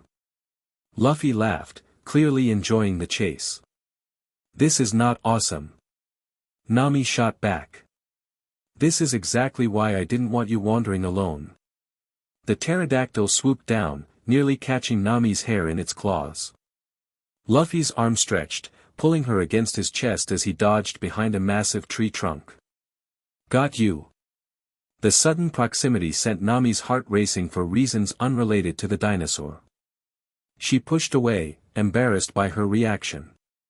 Focus, Luffy. That thing wants to eat us. No problem. I'll just... Before he could finish, the ground shook with thunderous footsteps. Through the trees came an even larger dinosaur, a Tyrannosaurus Rex with scars crisscrossing its massive body. You have got to be kidding me, Nami groaned. The T-Rex roared, causing the pterodactyl to screech in alarm and retreat. Then the massive predator fixed its gaze on them. Oh no, Vivi whispered. We're trapped. Luffy stepped forward, cracking his knuckles. I've always wanted to fight a dinosaur. Luffy, no. Nami grabbed his arm.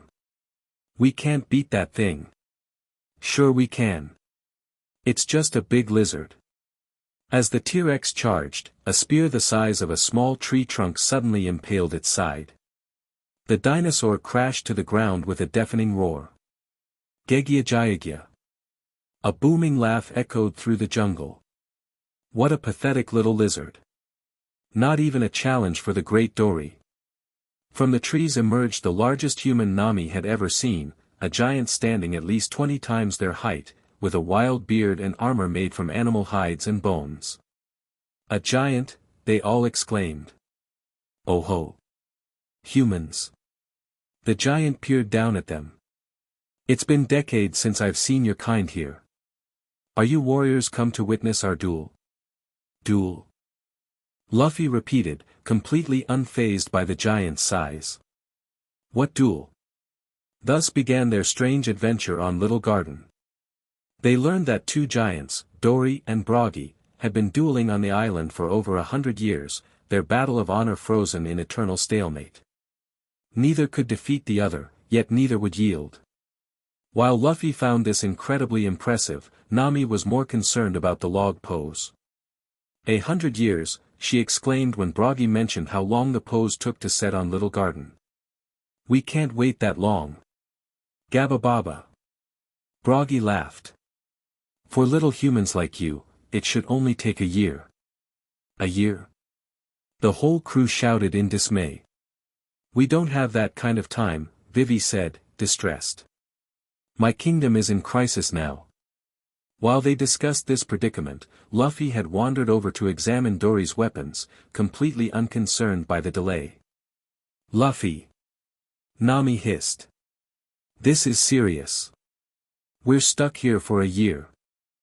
"No, we're not," he replied confidently. "We'll figure something out. We always do." His absolute certainty was both infuriating and comforting. Before she could respond, a volcano erupted in the distance. Ah! The signal. Dory stood, grabbing his massive sword. Time for the 73,467th round. "They fight every time the volcano erupts," Broggy explained as the giants moved to their battlefield. "Our duel is ancient and sacred." With the giants gone, the crew gathered to discuss their options. "Maybe we could steal an eternal pose from someone else who lands here," Usopp suggested. "In a year?" Nami retorted. "Besides, what are the chances of that?" As if on cue, they heard voices through the underbrush, familiar voices. "Mr. 5, are you certain they landed on this island?" The Unluckies confirmed it. "The princess and the straw hats are here somewhere." Baroque Works agents had followed them to Little Garden.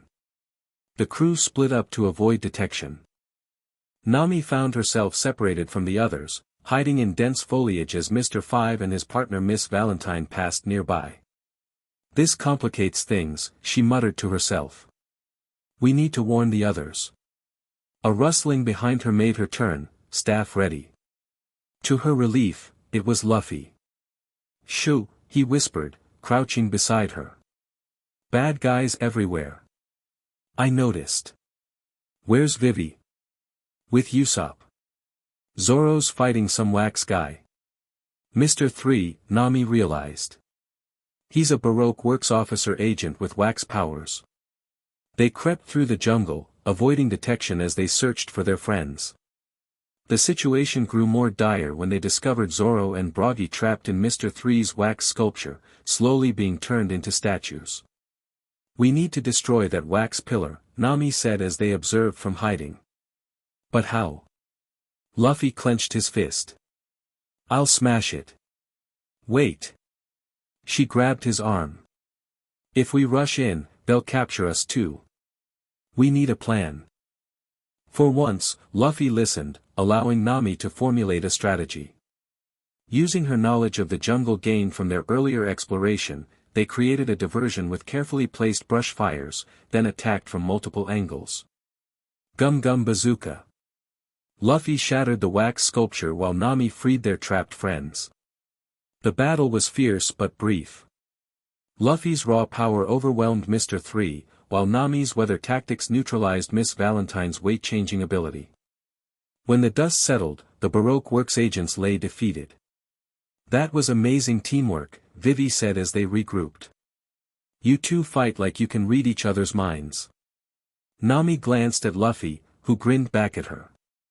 There was something to what Vivi said.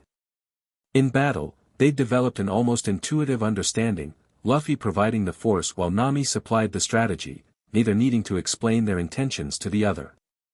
"We're just good together," Luffy said simply. "The log pose still needs a year to set," Nami reminded them. "Defeating Baroque Works doesn't solve that problem." Actually. Nami searched the unconscious agents, finding what she'd hoped for. An eternal pose to Alabasta.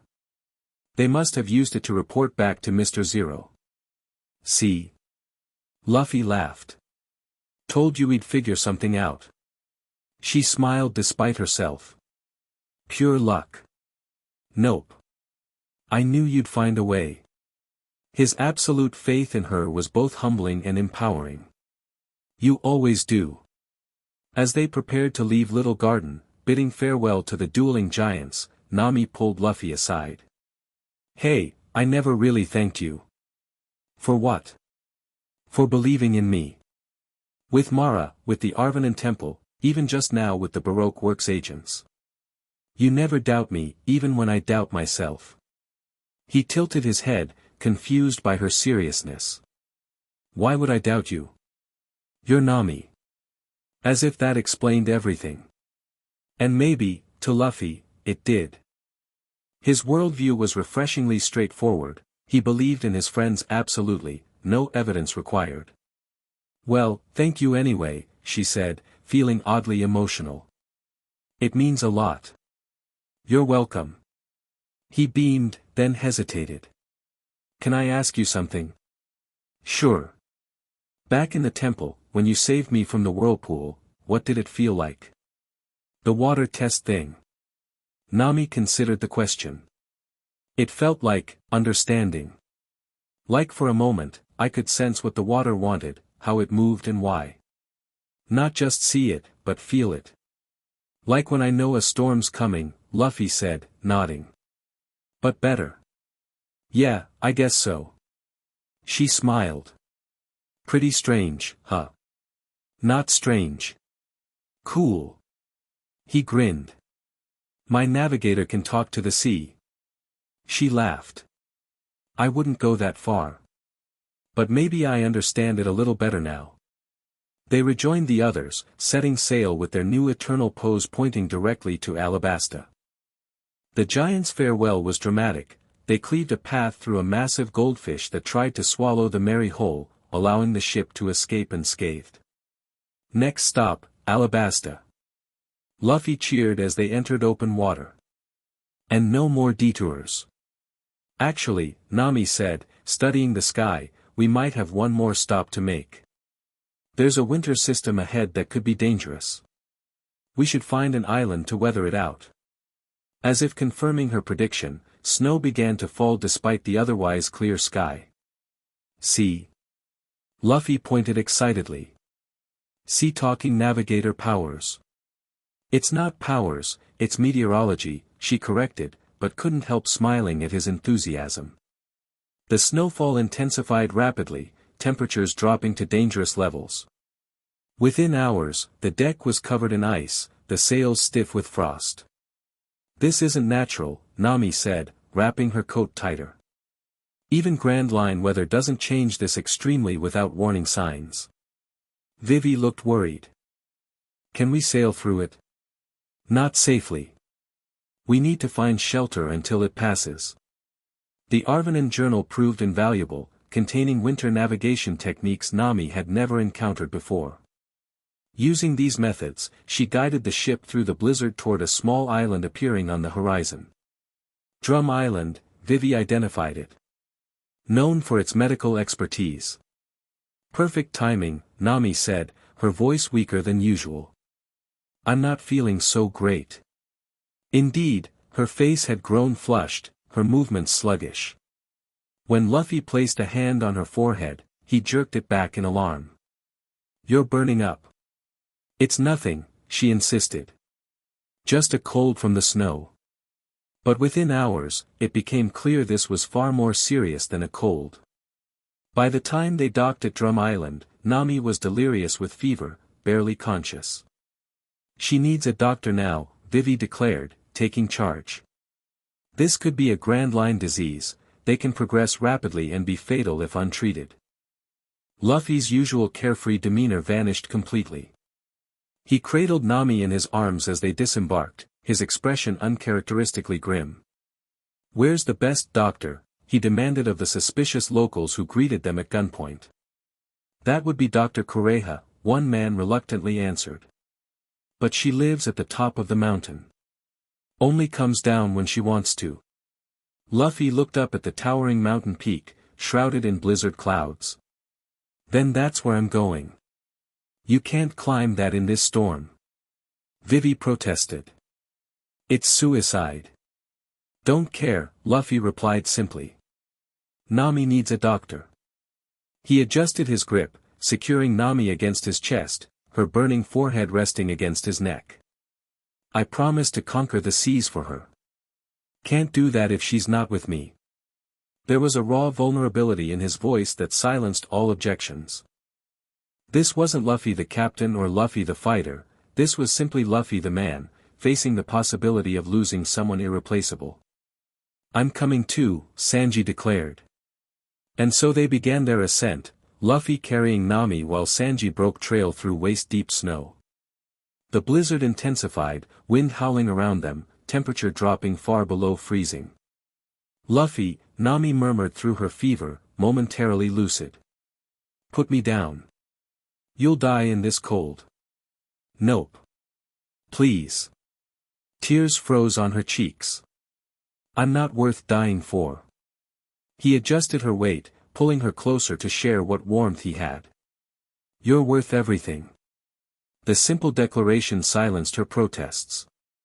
Even delirious, she recognized the rare moment of complete seriousness from Luffy, no jokes, no qualifications, just raw truth. Their journey up the mountain became a nightmare of cold and exhaustion. Luffy's rubber body, normally resistant to blunt force, suffered severely in the extreme cold. His limbs grew stiff, movements sluggish. Still, he refused to stop. Just a little further, he kept murmuring, though the summit seemed no closer. When avalanches blocked their path, he pushed through. When snow lapins, massive Arctic rabbits, attacked, he dodged rather than fight, preserving his strength for the climb. When his hands grew too numb to grip, he carried Nami on his back, her arms secured around his neck with her own scarf. Through it all, he kept talking to her, whether she was conscious or not. Remember when we first met? You stole our ship. A fond laugh through chattering teeth. I knew right then you were special. A few steps more. And when you stabbed yourself to save Usopp's village? That's when I knew you were Nakama. Another painful step through deep snow. You're gonna be okay. I promise. And I never break promises to you. After what felt like eternity, they reached the castle atop the mountain, a strange structure of stone towers and battlements, eerily silent in the howling storm. Doctor! Luffy shouted with what remained of his strength. My friend is dying. The castle doors creaked open, revealing a strange pair, an elderly woman with a bottle of plum wine and a small, bipedal reindeer with a blue nose. Well, Dr. Kureha said, taking in their frostbitten condition. You've gone to extraordinary lengths to reach me. Let's see if your friend is worth the effort. Luffy collapsed in the entryway, still cradling Nami protectively. Help her. Please. It was the last thing he said before consciousness fled. Nami woke to warmth and the sound of quiet snoring. Opening her eyes, she found herself in a stone chamber, tucked into a bed piled with furs. Beside her, slumped in a chair, Luffy slept soundly, his body wrapped in bandages. He refused to leave your side, a voice said from the doorway. Dar. Kureha entered, followed by the small reindeer who seemed to be trying, unsuccessfully, to hide behind her legs. How long was I out? Nami asked, her voice hoarse. 3 days. You had a nasty case of Grand Line fever, fatal if untreated. And Luffy? Severe hypothermia, frostbite, exhaustion. Honestly, it's a miracle he survived the climb. Kureha studied her with shrewd eyes. He must care for you a great deal. Nami looked at his sleeping face, unusually peaceful in repose. He'd do the same for anyone in his crew. Perhaps. But he wouldn't cry for anyone. Cry. When your fever peaked the second night, we nearly lost you. The boy refused to leave, holding your hand and crying like a child. Kureha shook her head. Kept saying he couldn't be Pirate King without his navigator. The revelation struck Nami deeply. Luffy, who laughed off wounds that would kill normal men, who faced death with a grin, had cried for her. Thank you for saving us, she said quietly. Thank my assistant, Chopper. Kureha nodded to the reindeer. His medical knowledge surpasses even mine. The reindeer blushed furiously, doing a strange little wiggle. Shut up. That doesn't make me happy, you stupid human. Over the next day, as Nami regained her strength, she learned Chopper's story, how he'd been outcast for his blue nose, eaten a human fruit, and been taken in by Dr. Hiroletk and later Dr. Kureha. His medical skills had indeed saved her life, identifying the rare bacteria causing her illness. When Luffy finally woke, his first action was to lunge for Nami's bed. "You're okay," he exclaimed, relief washing over his features. "Thanks to you," she replied softly. "Luffy, you could have died bringing me up that mountain. But I didn't." He grinned. "And you didn't either. So it all worked out." Just like that, the vulnerable Luffy was gone, replaced by his usual carefree self. But Nami had glimpsed what lay beneath the surface, a depth of feeling he rarely showed. "Dr. Kureha says I can leave tomorrow," she told him. "Then we can continue to Alabasta." "Great." His eyes landed on Chopper, who was pretending to hide, backward, behind a cabinet. "Hey! A talking reindeer. Join my crew." "What?" "No." Chopper squeaked. "I'm a monster." "So? We like monsters." Thus began Luffy's relentless recruitment of the reluctant reindeer doctor, much to Kureha's amusement and Chopper's dismay. By the time they were ready to depart, Chopper had been thoroughly won over by Luffy's complete acceptance of his dual nature. After an emotional farewell to Dr. Kureha, involving cherry blossoms and tears, they set sail with their new doctor aboard. As Drum Island receded in the distance, its mountains temporarily painted pink by Herolix's chemical snow, Nami found Luffy at his usual spot on Mary's figurehead. "Room for one more?" she asked. He scooted over, making space beside him. "Always room for my navigator." They sat in comfortable silence, watching the horizon where their next destination waited. Alabasta would bring challenges unlike any they'd faced, an entire country in civil war, a warlord of the sea, and the full might of Baroque works. "Are you nervous?" she asked finally. "About Alabasta, Crocodile, all of it?" Luffy considered this with unusual seriousness. "Nope. We've got a great crew. We've got Vivi. And I've got you." The simple confidence in his voice warmed her more than any blanket. "In Kokoyashi village," she said carefully, "when I said I was falling in love with you, I meant it." He turned to look at her, expression unreadable. "And now?" he asked. "Now I know for sure." She took his hand. "I love you, Monkey D. Luffy. Your craziness, your strength, your heart, everything." His face split into the widest grin she'd ever seen. "I love you too, Nami. Even though I don't really know what that means exactly." She laughed, the sound carrying across the waves. "That's okay. We'll figure it out together. Like everything else." As the sun began to set, painting the sky in oranges and reds, Luffy wrapped an arm around her shoulders. "I'm still gonna conquer all the seas," he said. "For both of us now." "And I'm still going to map the whole world," she replied. "For both of us."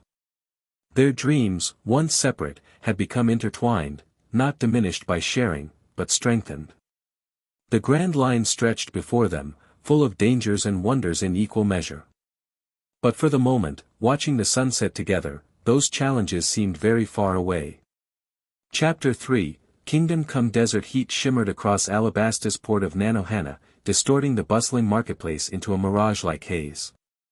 The Straw Hats had arrived just hours earlier, abandoning their ship at a hidden cove to avoid Baroque Works' watchful eyes.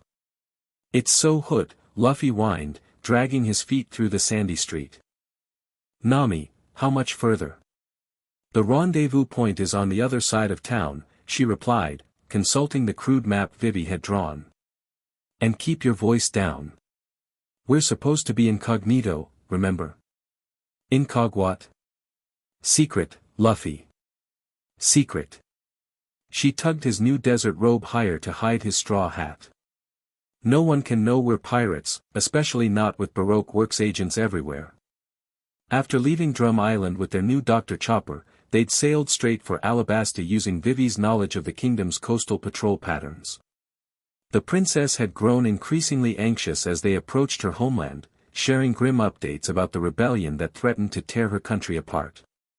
"My father would never steal the rain," she'd explained, tears in her eyes. Crocodile set him up, using his Baroque works agents to create false evidence while secretly stealing the rainfall himself. Now they walked through the consequences of that manipulation, a once prosperous port town reduced to desperate survival. People lined up at wells for rationed water, children with hollowed cheeks stared from alleyways, and Royal Army soldiers patrolled tensely, eyeing every civilian with suspicion. "These people are suffering," Chopper whispered, his sensitive nose twitching at the smell of unwashed bodies and desperation. "This is just the beginning," Vivi replied grimly. "The rebel army is gathering in Yuba, preparing for their final assault on the capital. If they attack, thousands will die for a cause built on Crocodile's lies. Then we'll just have to stop them," Luffy said with his typical straightforward logic. "Beat up Crocodile, tell everyone the truth, save the kingdom." "Easy." Nami sighed. "Nothing is ever that simple, especially not when we're dealing with a warlord of the sea." They'd split into groups to attract less attention, Zoro with Vivi and Chopper, Usopp with Sanji.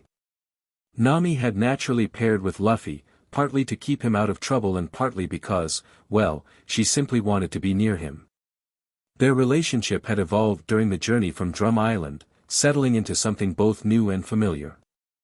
Luffy remained Luffy, impulsive, straightforward, fixated on adventure, but he developed small habits that revealed his feelings for her, bringing her tangerines from Mary's Grove when she worked late on her maps, listening attentively, mostly, when she explained navigation concepts, sitting close enough that their shoulders touched during meals.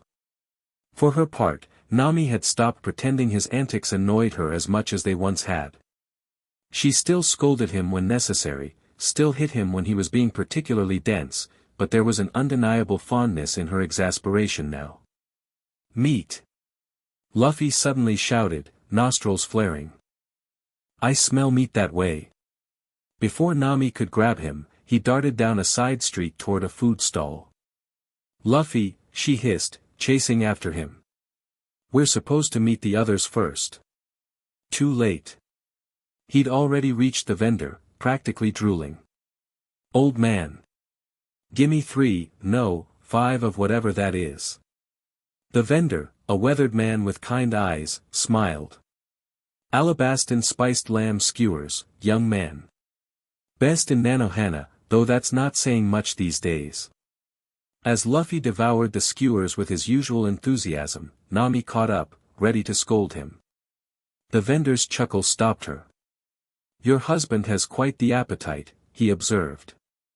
Heat that had nothing to do with the desert flushed Nami's cheeks. "He's not she's my navigator." Luffy interrupted through a mouthful of meat. "And she's awesome." The vendor's eyes twinkled. "Navigator, eh? Pirates, then?" Nami tensed, hand moving to her staff, but the man waved dismissively. "Don't worry, I've no love for the government these days. Not since Crocodile became our savior." The sarcasm in his voice was palpable. "Besides, that straw hat is rather distinctive, even partially hidden." Luffy grinned. "See, Nami. We're famous." "That's exactly what we don't want to be right now," she groaned. The vendor leaned closer. "Word of advice, the main street is crawling with Baroque works agents today. Something big's happening. Take the eastern alleys to the Scorpion's Tail Inn if you want to avoid unwanted attention." "Why help us?" Nami asked suspiciously.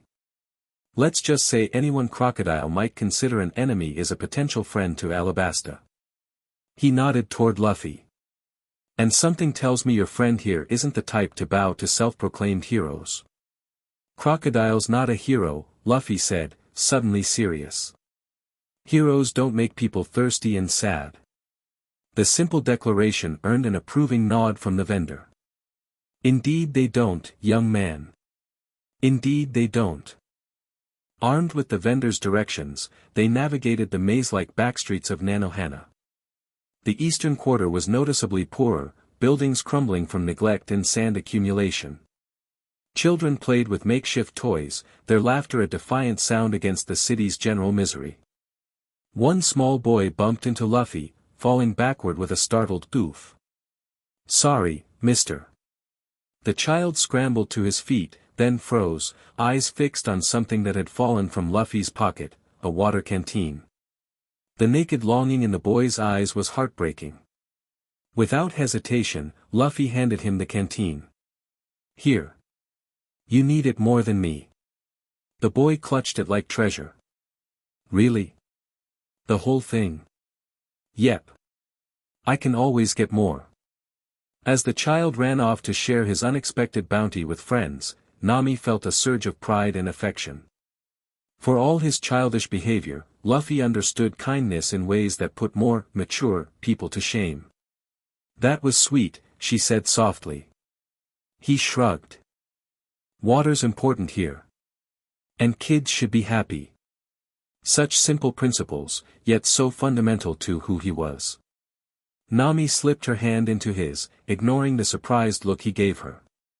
Public displays of affection weren't normally her style, but something about his casual generosity demanded acknowledgement. What? He asked when she didn't speak. Nothing. Just, you're a good person, Luffy. His face scrunched in confusion before breaking into a grin.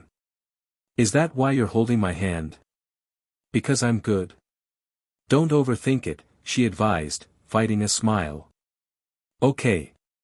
He squeezed her hand, clearly pleased. I like it. Your hand's all small and soft but also really strong. Leave it to Luffy to make even hand-holding sound like an adventure discovery. They continued through the narrow streets, now paying closer attention to the murmured conversations around them. The city buzzed with tension, rumors spreading like wildfire. The rebel army was on the move, the king had hired mercenaries, Crocodile was preparing some grand announcement. I don't like this, Nami said quietly. There's too much fear in the air. Before Luffy could respond, shouts erupted from the main street. They exchanged glances before hurrying toward the commotion, keeping to the shadows of the alleyway.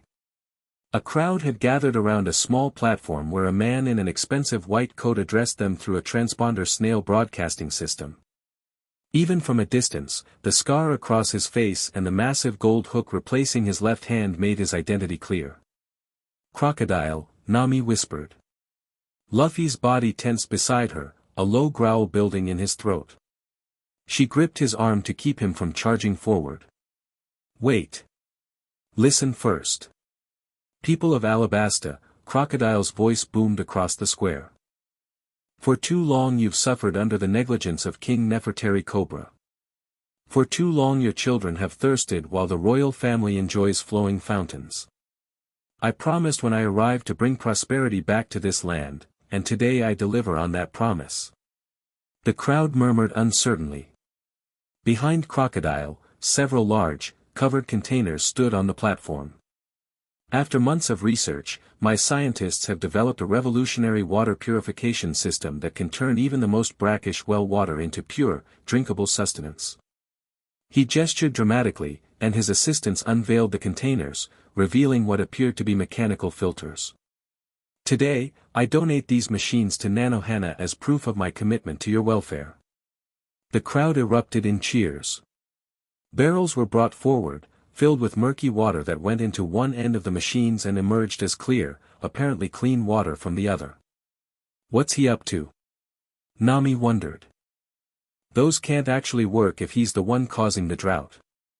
Luffy's eyes narrowed. He's tricking them. Making them like him more so they'll fight Vivi's dad. It was a surprisingly astute observation from someone who usually cared little for political machinations. We need to warn Vivi, Nami decided. Whatever these machines really do, it can't be good. As they turned to leave, Nami spotted a familiar figure at the edge of the crowd, Mr. 5, the Baroque Works officer agent with the explosion powers they'd encountered at Whiskey Peak. His eyes scanned the audience methodically. Baroque Works is looking for us, she whispered. We need to get off this street now. They slipped back into the alley, moving quickly away from the square. The rendezvous point was still several blocks away, and they'd have to circle around to avoid the main thoroughfares now crawling with Baroque Works agents. I should just beat him up now, Luffy grumbled as they navigated the back streets. And alert his entire organization that we're here? No thanks. Nami checked her map again. We need to get to Vivi first, make a plan. I have a plan. Punch Crocodile in the face. That's not a plan, that's a suicide mission. She sighed. Crocodile is a Logia type, remember? Your punches will just go through him unless we find a weakness. I'll figure something out, Luffy said with his typical confidence. I always do. His certainty was both his most endearing and most infuriating quality. Nami was about to respond when a shout from behind made them both freeze. There. The ones with the straw hat and orange hair. Baroque Works agents appeared at both ends of the alley, weapons drawn. At least a dozen men blocked their escape routes.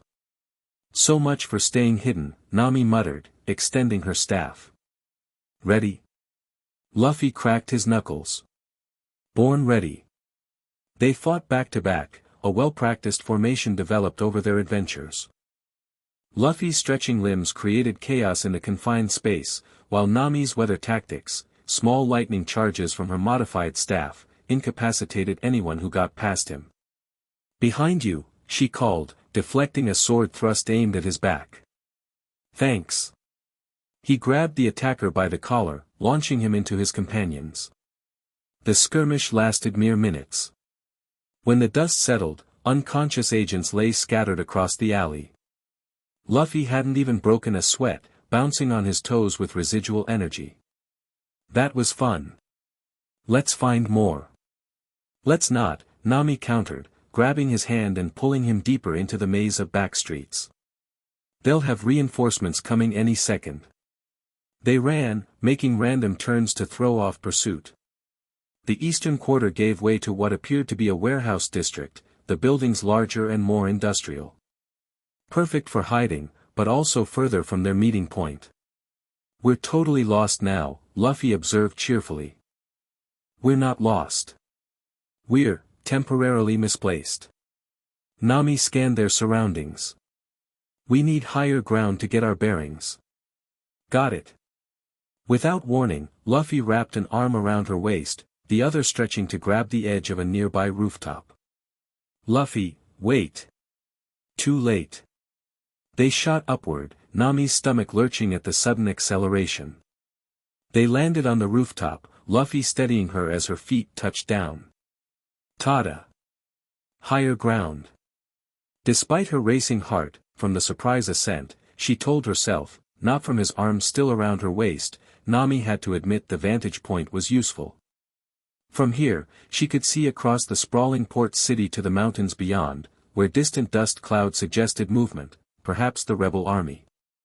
The scorpion's tail and should be that way, she said, pointing toward a 3-story building with a distinctive curved sign. And there's a marketplace we can cut through to avoid the main streets. You're amazing, Luffy said, staring at her instead of the view. How do you always know where to go? The compliment, delivered with such genuine admiration, made her cheeks warm. It's just basic orientation. Nothing special. Nope, it's definitely special. Like your weather sense and your map drawing and your hitting me when I'm being stupid powers. She laughed despite herself. That last one's my favorite. His answering grin made her heart skip. Sometimes, in quiet moments like this, the reality of their relationship hit her anew. She was in love with Monkey D. Luffy, the most unpredictable, straightforward, kind-hearted idiot she'd ever met. And somehow, miraculously, he loved her back. We should get moving, she said, reluctantly breaking the moment. The others will be worried. They made their way down from the rooftop, using Luffy's abilities to descend safely into an empty alley. As they approached the marketplace Nami had spotted, the sounds of commerce grew louder, haggling, laughter, the rhythmic calls of merchants advertising their wares. Remember, no eating everything in sight, Nami warned as they entered the crowded space. We're trying to blend in. But I'm hungry again. You're always hungry.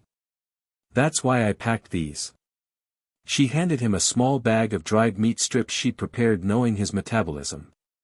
Snack quietly. The marketplace was a riot of colors and scents, even in the midst of drought. Spice merchants displayed vibrant powders in neat pyramids, fabric sellers hung shimmering silks that caught the desert breeze, and jewelry artisans showcased delicate silver pieces inlaid with local stones. Under different circumstances, Nami would have enjoyed shopping here.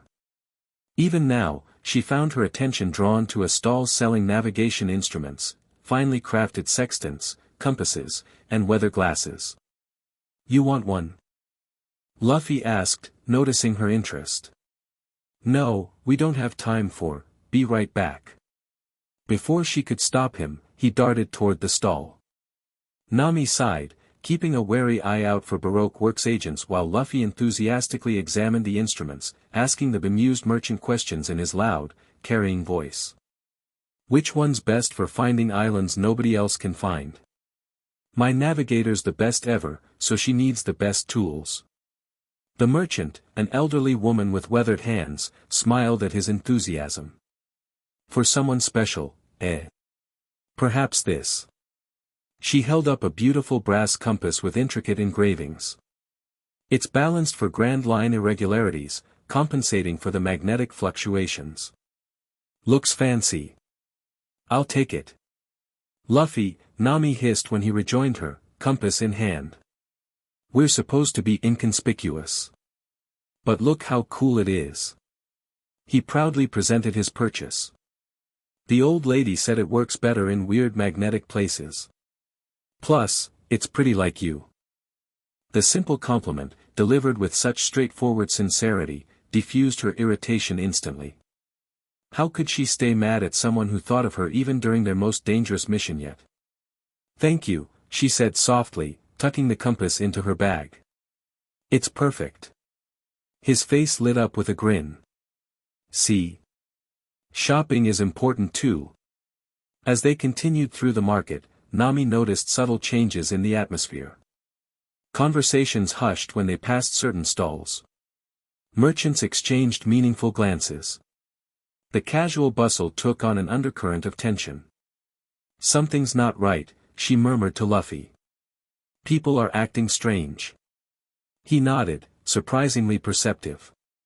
"They're scared but trying to hide it." A commotion near the center of the marketplace drew their attention. Royal soldiers were conducting some kind of inspection, checking merchants' permits with unusual thoroughness. "Tax collection, most likely," a nearby vendor explained when he noticed their interest. "The war effort requires funding, or so they claim." "Seems like a lot of soldiers for tax collection," Nami observed. The vendor lowered his voice. "They're looking for rebel sympathizers. Anyone who complains about the drought tax gets reported." "But the drought isn't natural," Luffy blurted. "It's crock," Nami quickly covered his mouth. "What my friend means is, the situation is complicated." The vendor studied them with new interest. "You're not from Alabasta, are you?"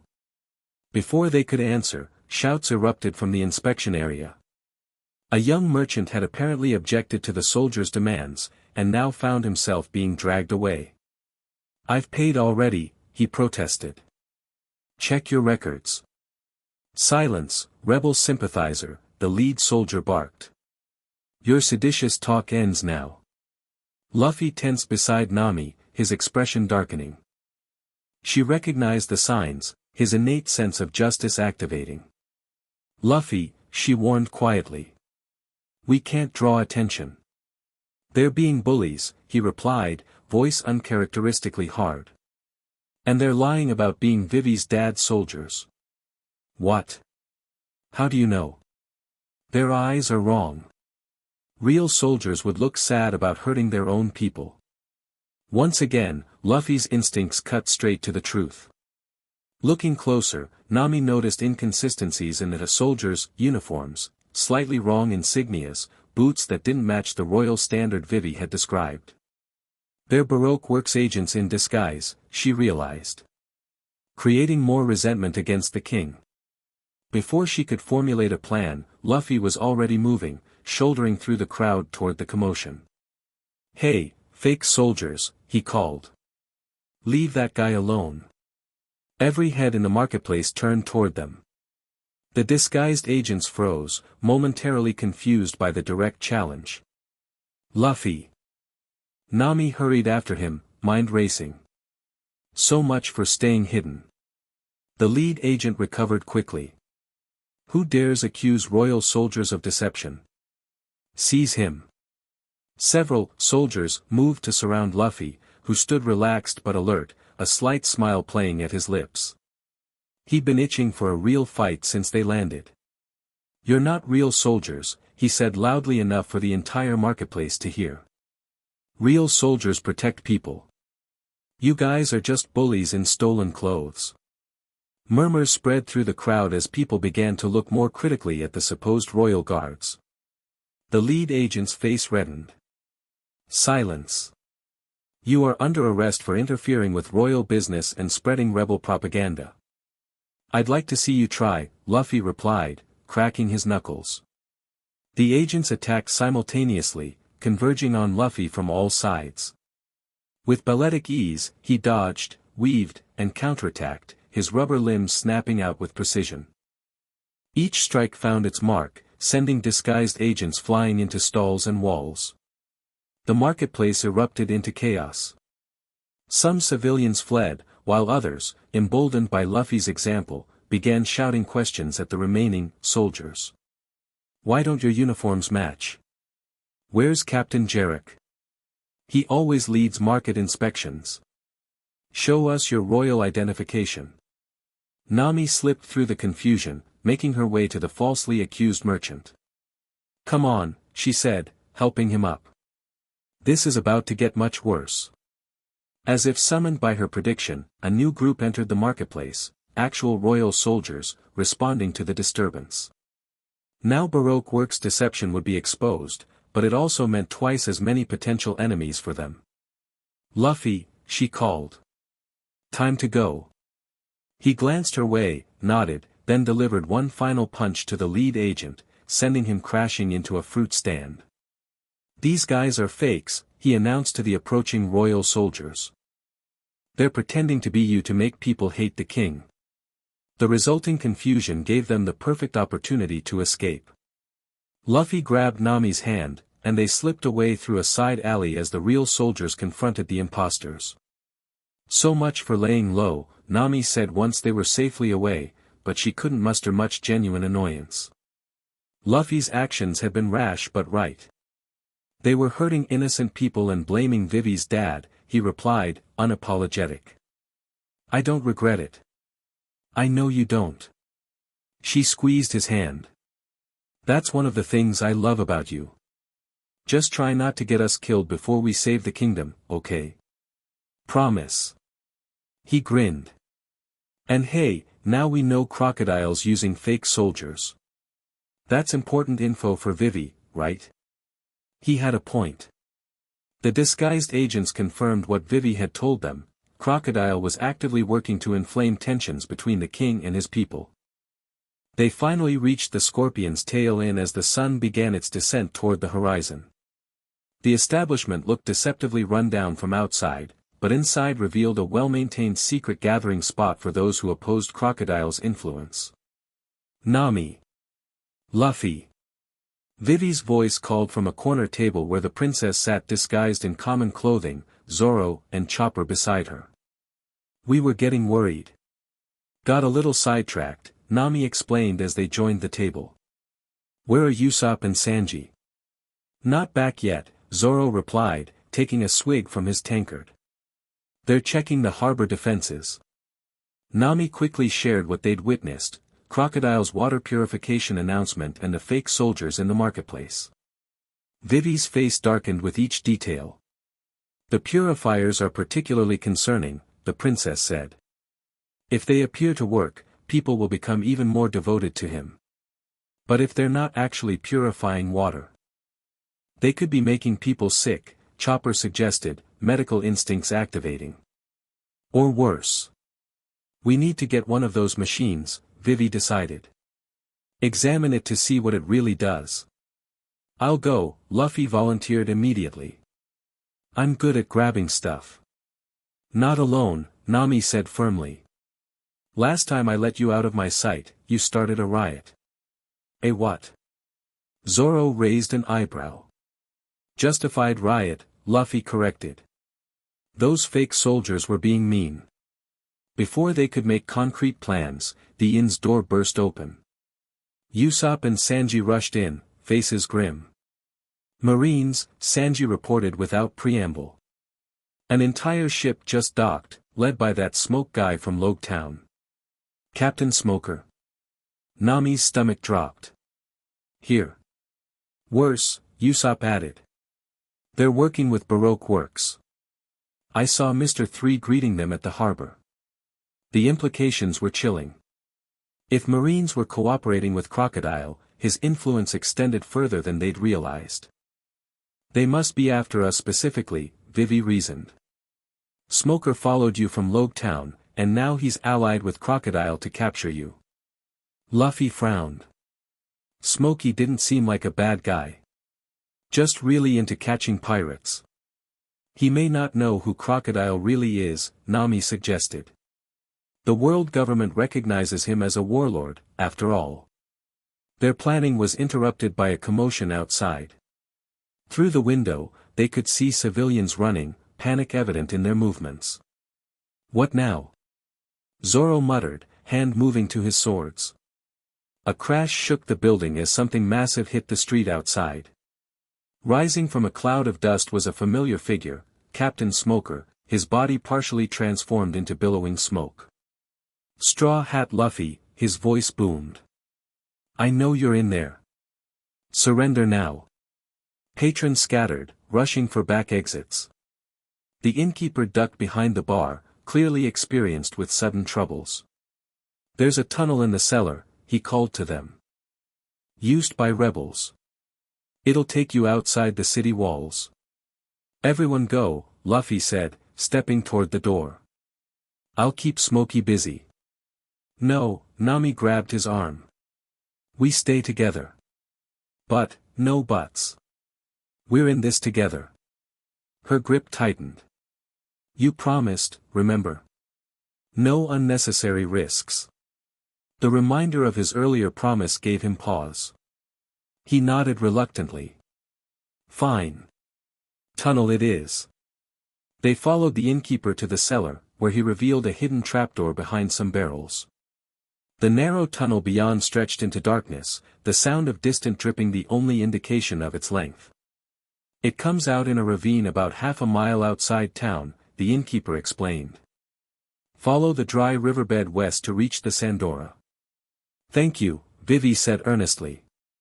You've taken a great risk helping us. The man bowed slightly. Princess, many of us still believe in the Nefertari family, no matter what Crocodile claims. Save our kingdom. As they descended into the tunnel, crashes and shouts filtered from above, Smoker searching the inn.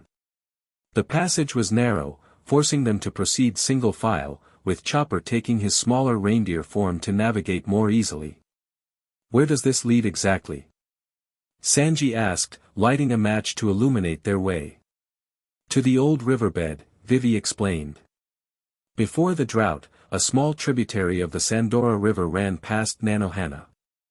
It's been dry for over a year now. They emerged into fading twilight, the tunnel opening onto a deep ravine with smooth stone sides, clearly once shaped by flowing water. Above them, the outskirts of Nanohana perched on the ravine's edge, buildings silhouetted against the darkening sky. We need to get to Yuba, Vivi said, orienting herself. That's where the rebel leader, Koza, has gathered his forces. If I can talk to him, convince him of the truth.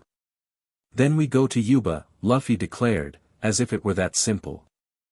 Nami consulted the map Vivi had provided. It's across the desert. At least 3 days' journey on foot. We could steal some horses, Zoro suggested practically. Vivi shook her head. No. The people are struggling enough without losing what few animals remain. Super spot-billed duck. Chopper suddenly exclaimed, pointing up the ravine. A cloud of dust approached rapidly, resolving into Kuro, Vivi's duck companion, leading a squad of similar birds. The ducks skidded to a halt before them, quacking excitedly. Kuro found the super spot-billed duck squad. Vivi embraced her feathered friend. They can take us across the desert faster than any horse. Perfect timing, Nami said, relieved. Crossing the desert on foot would have been brutal. As they mounted the surprisingly strong birds, a column of smoke rose from Nanohana, literally. Smoker's power extended skyward as he searched for them from a rooftop. We need to move, Zoro urged. Now. They set off along the dry riverbed, the ducks' powerful legs carrying them swiftly away from the city. Behind them, Nanohana's lights twinkled in the gathering darkness, peaceful from a distance despite the turmoil within. Nami's duck fell into stride beside Luffy's. That was too close, she said. If Smoker's working with Baroque works, nowhere in Alabasta is safe for us. Good thing we're not looking for safe, Luffy replied with a grin. We're looking for Crocodile. You're impossible, she sighed, but couldn't help smiling back. His confidence was contagious, even in dire circumstances. The desert night closed around them, stars emerging in breathtaking clarity. Despite the danger behind and the uncertain path ahead, Nami found herself appreciating the strange beauty of Alabasta. The moonlight transformed the sand into a silver sea, the dunes rolling like frozen waves beneath the star-scattered sky. It's pretty, Luffy observed, following her gaze upward. Different from the ocean sky. The air's clearer here, she explained. No moisture to diffuse the starlight. He hummed thoughtfully. Ocean's still better though. Of course you'd think that. She laughed softly. Can't become king of the desert. Nope. Just the seas. All of M. He looked at her, expression surprisingly serious in the moonlight. Still conquering them for you, you know. The simple reminder of his promise in Arlong Park sent warmth blooming through her chest, more powerful than any desert day. I know. They rode in companionable silence after that, the rhythm of the ducks' movements and the whisper of sand beneath their feet creating a gentle backdrop. Despite the dangers they faced, Nami realized she felt strangely content. Whatever came next, they would face it together. As the night deepened, they made camp in the shelter of a large dune, the ravine now far behind them. Vivi estimated they'd covered nearly a third of the distance to Yuba, impressive progress for a few hours' travel. The ducks need rest, she explained as they dismounted. And we should travel during the cooler hours anyway. They established a simple camp, no fire to avoid detection, just blankets spread on the still warm sand and rations from their packs. Luffy, predictably, complained about the lack of hot food until Sanji threatened to bury him up to his neck in sand. As the others settled into sleep, Nami found herself restless. She sat apart from the camp, using her new compass to verify their position against the stars. Mapping the desert presented unique challenges, few landmarks, constantly shifting terrain, but the precision of celestial navigation helped compensate. Can't sleep. She looked up to find Luffy approaching, his silhouette distinctive even in darkness. Just making sure we're on course, she replied. Deserts can be tricky to navigate. He plopped down beside her, cross-legged on the sand. You worried? About Crocodile and everything? The question surprised her. Luffy rarely acknowledged concerns about upcoming battles. A little, she admitted. He's not just strong, he's smart. The way he's manipulated this entire country. Yeah, but we're smarter. Luffy poked her shoulder. Well, you're smarter. I'm just stubborn. She laughed quietly. Stubborn is putting it mildly. They sat in silence for a moment, the vastness of the desert night enveloping them. The others slept nearby, soft breathing and Zoro's occasional snore the only sounds beyond the whisper of wind over sand. Hey, Nami. Luffy's voice was uncharacteristically hesitant. What happens after? After what? After we beat Crocodile. After we help Vivi. We keep going, right? To find the One Piece. The question carried an undertone she rarely heard from him, uncertainty. Of course we do, she assured him. That's the plan. Why would you think otherwise? He shrugged, drawing patterns in the sand with his finger. Dunno. Just making sure. This is the biggest fight we've had. Wanted to check if you still wanted the same things. Understanding dawned. This wasn't about the journey, it was about them, about the promise they'd made to each other in Arlong Park. For all his apparent simplicity, Luffy sensed the weight of their current challenge, how it might change perspectives. Luffy, look at me, she said softly. When he met her eyes, she saw vulnerability rarely visible in his confident demeanor. I want to map the world, she told him firmly. The whole world. Every island, every sea. She took his hand, interlacing their fingers. And I want to do it with you. That hasn't changed. It won't change, no matter what happens here in Alabasta. His smile bloomed slowly, relief and joy mixing in his expression. Good. 'Cause I need my navigator. For the seas and other stuff. Other stuff? Yeah. He squeezed her hand. The heart stuff. I'm not good at it like you are. The admission, so honest and unguarded, melted something inside her. She leaned forward, pressing her lips to his in a gentle kiss. He responded eagerly, if still somewhat clumsily, kissing being a skill that, like navigation, improved with practice. When they parted, he wore the slightly dazed expression that always followed their kisses, as if each one surprised him anew. We should sleep, she said reluctantly. Long journey tomorrow. Yeah, he agreed, but made no move to leave. Instead, he stretched out on the sand beside her, one arm behind his head. The stars look different here, but they're still pointing us where we need to go, right? Right. She lay down next to him, their shoulders touching. That's the beauty of navigation. The reference points change, but the principles remain the same. Like us, he said simply. The unexpected poetry of his observation struck her deeply. Yes, she whispered. Like us. They fell asleep beneath the desert stars, hands still intertwined, the vast expanse above mirroring the journey still before them, daunting, beautiful, and ultimately navigable together. Dawn broke harshly over the desert, the sun transforming from a golden promise to a merciless overlord within minutes. The temperature rose with startling speed, the cool night sand quickly becoming hot enough to burn unprotected skin. Everyone up. Vivi called, already preparing the ducks for travel. We need to cover as much ground as possible before midday. They broke camp efficiently, years of shipboard life having taught them the value of quick departures. Within minutes, they were mounted and moving again, the ducks' powerful legs propelling them across the dunes. Vivi set a demanding pace, her urgency understandable, every hour brought the rebel army closer to civil war. They traveled in a loose formation, Vivi leading with Kuro, the others spread out behind to minimize their dust trail. As the sun climbed higher, the heat became oppressive, distorting the horizon with shimmering mirages.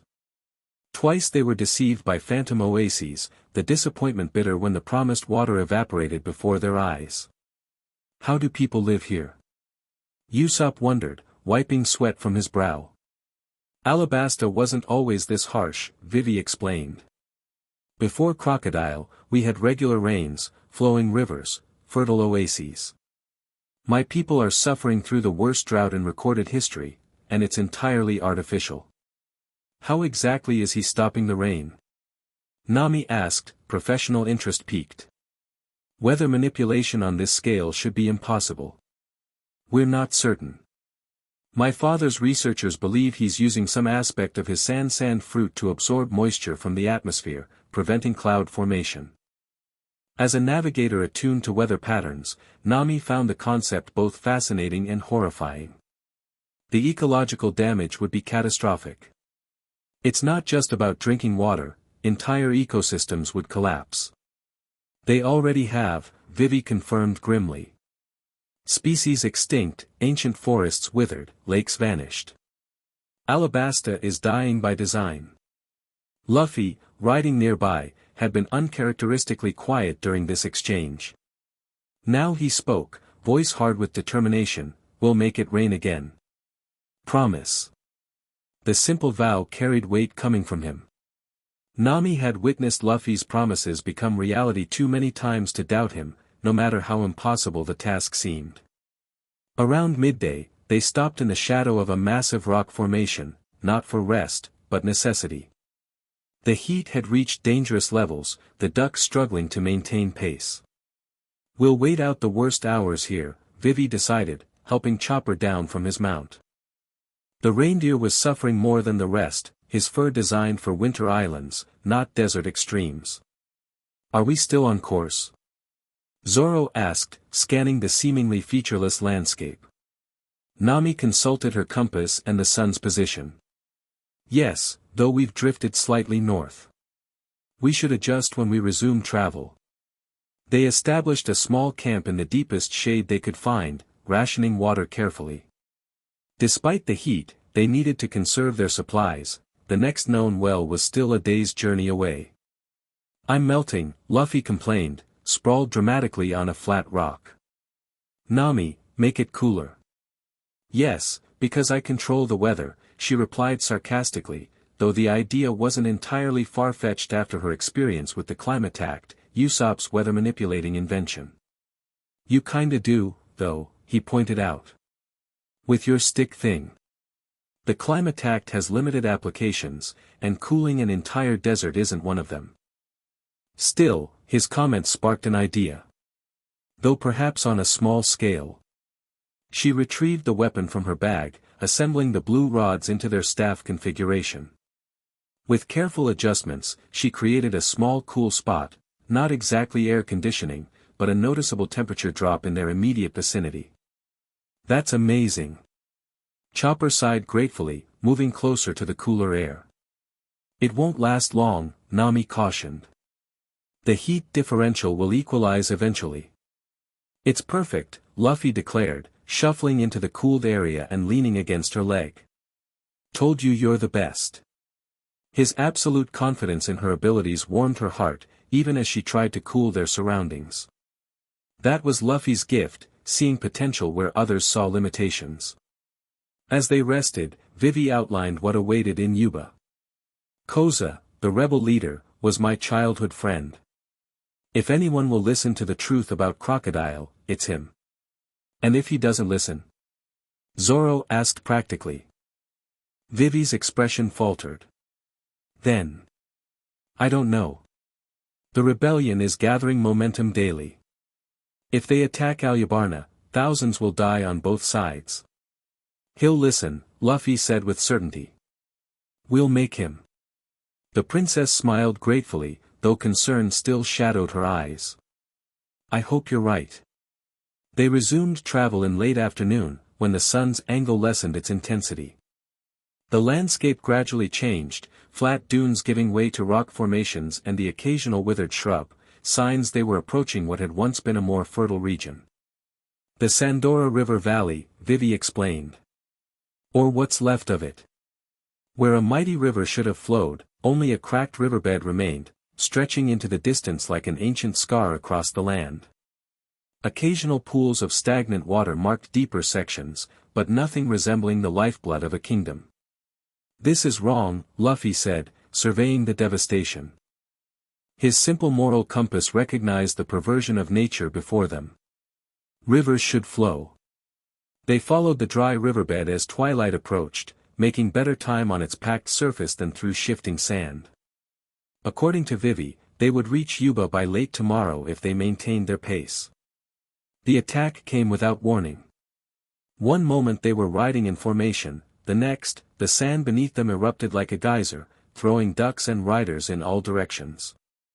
Nami found herself airborne, then crashing painfully onto hard-packed earth, her duck squawking in panic as it fled. "Ambush!"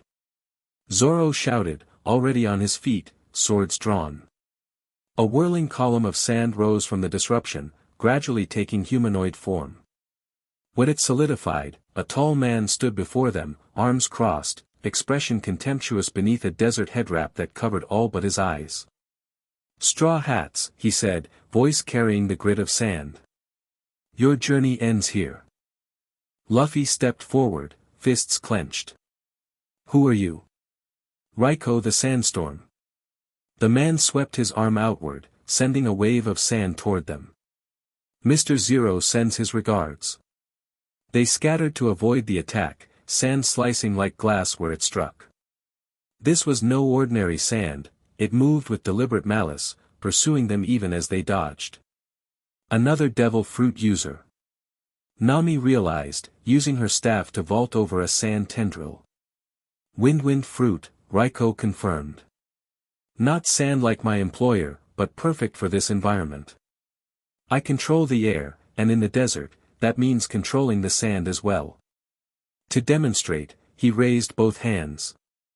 The air around them began to swirl, gathering sand into a vortex that expanded rapidly, surrounding their group in a miniature sandstorm.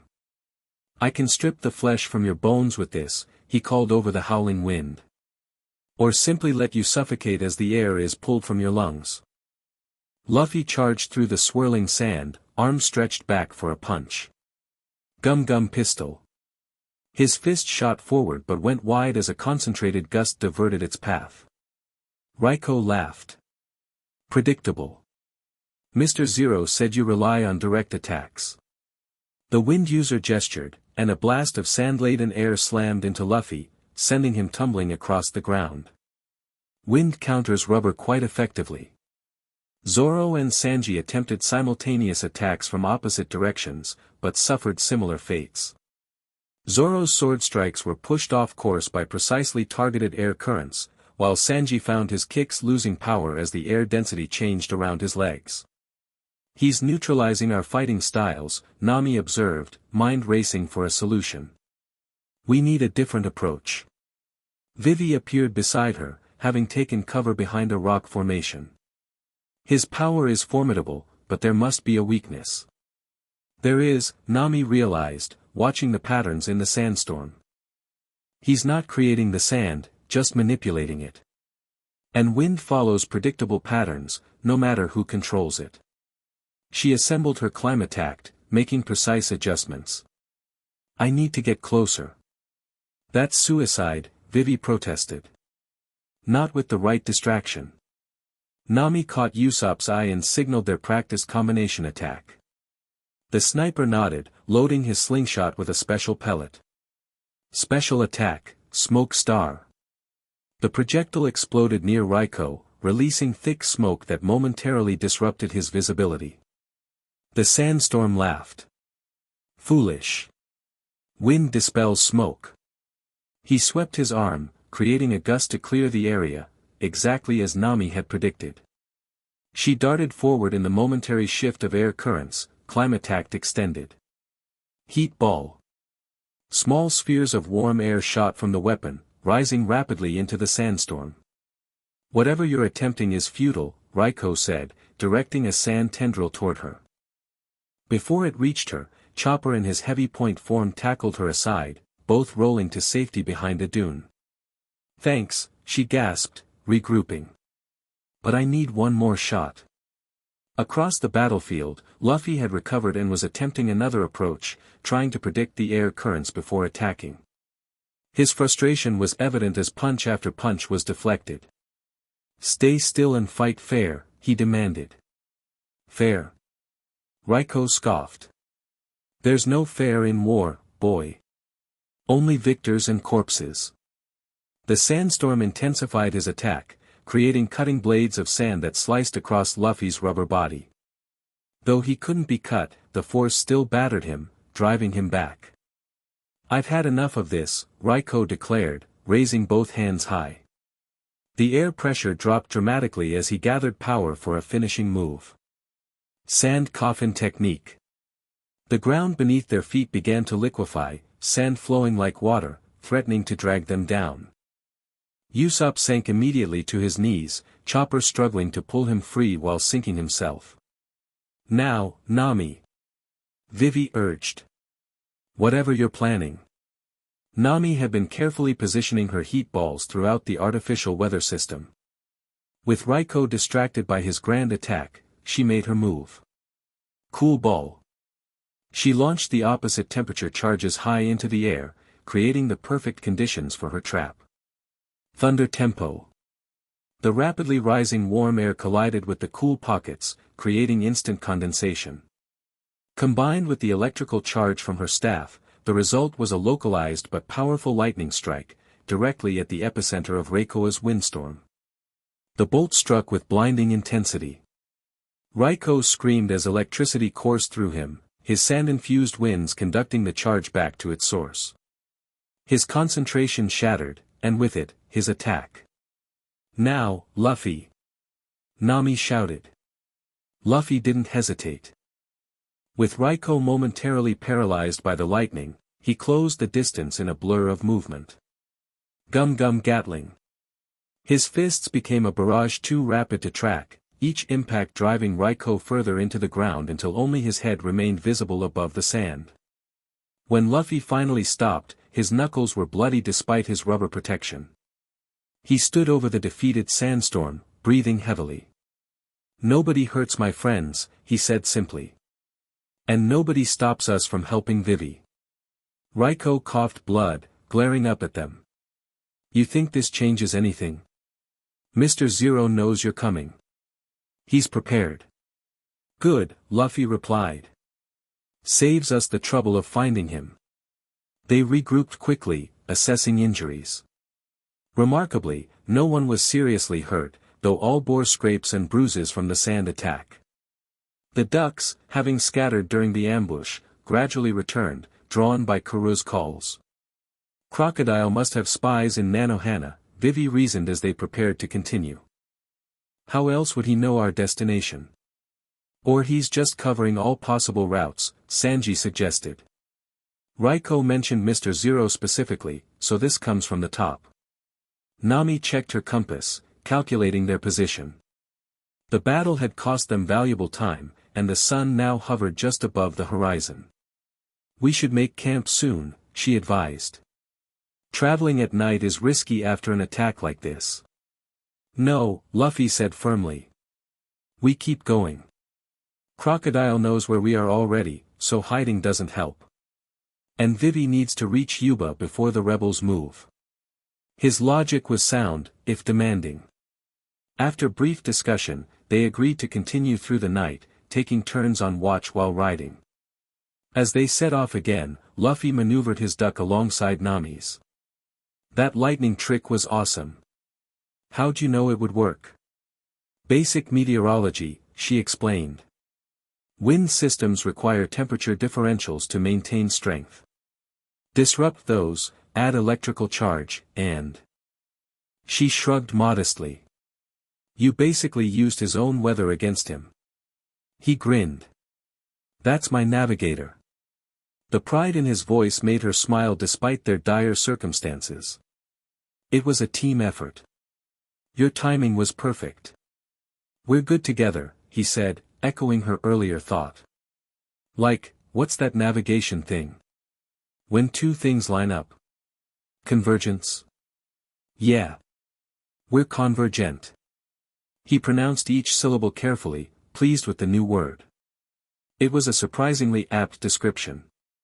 Their strengths aligned in ways that amplified each other, his raw power guided by her strategy, her analytical mind balanced by his instinctive understanding of people. Together, they were greater than the sum of their parts. The thought carried her through the difficult night journey, the stars once again her guide across the shifting desert. Despite exhaustion, despite the knowledge that Crocodile was actively hunting them, she felt a growing confidence. They had survived their first direct encounter with Baroque Works upper echelon. They had proved their strength as a team. Whatever awaited in Yuba, they would face it together. Dawn revealed their destination on the horizon, a circular depression in the desert landscape where Yuba's oasis had once flourished. Even from a distance, something was clearly wrong. "That can't be Yuba," Usopp said, adjusting his goggles for a better view. "There's nothing there." Vivi urged Kuro forward, her expression tightening. "It's Yuba." Or what's left of it. As they approached, the devastating truth became clear. Where maps showed a thriving desert town surrounding a life-giving oasis, only a handful of dilapidated buildings remained, half buried in sand. The oasis was gone completely, replaced by a massive pit where desperate townspeople dug ever deeper, searching for water that had vanished. What happened here? Chopper whispered, eyes wide at the destruction. Sandstorms, a voice answered from the nearest building. An elderly man emerged, skin leathered by sun and hardship, eyes hollow with exhaustion. 3 years of increasingly violent sandstorms, targeting Yuba with unnatural precision. Toto.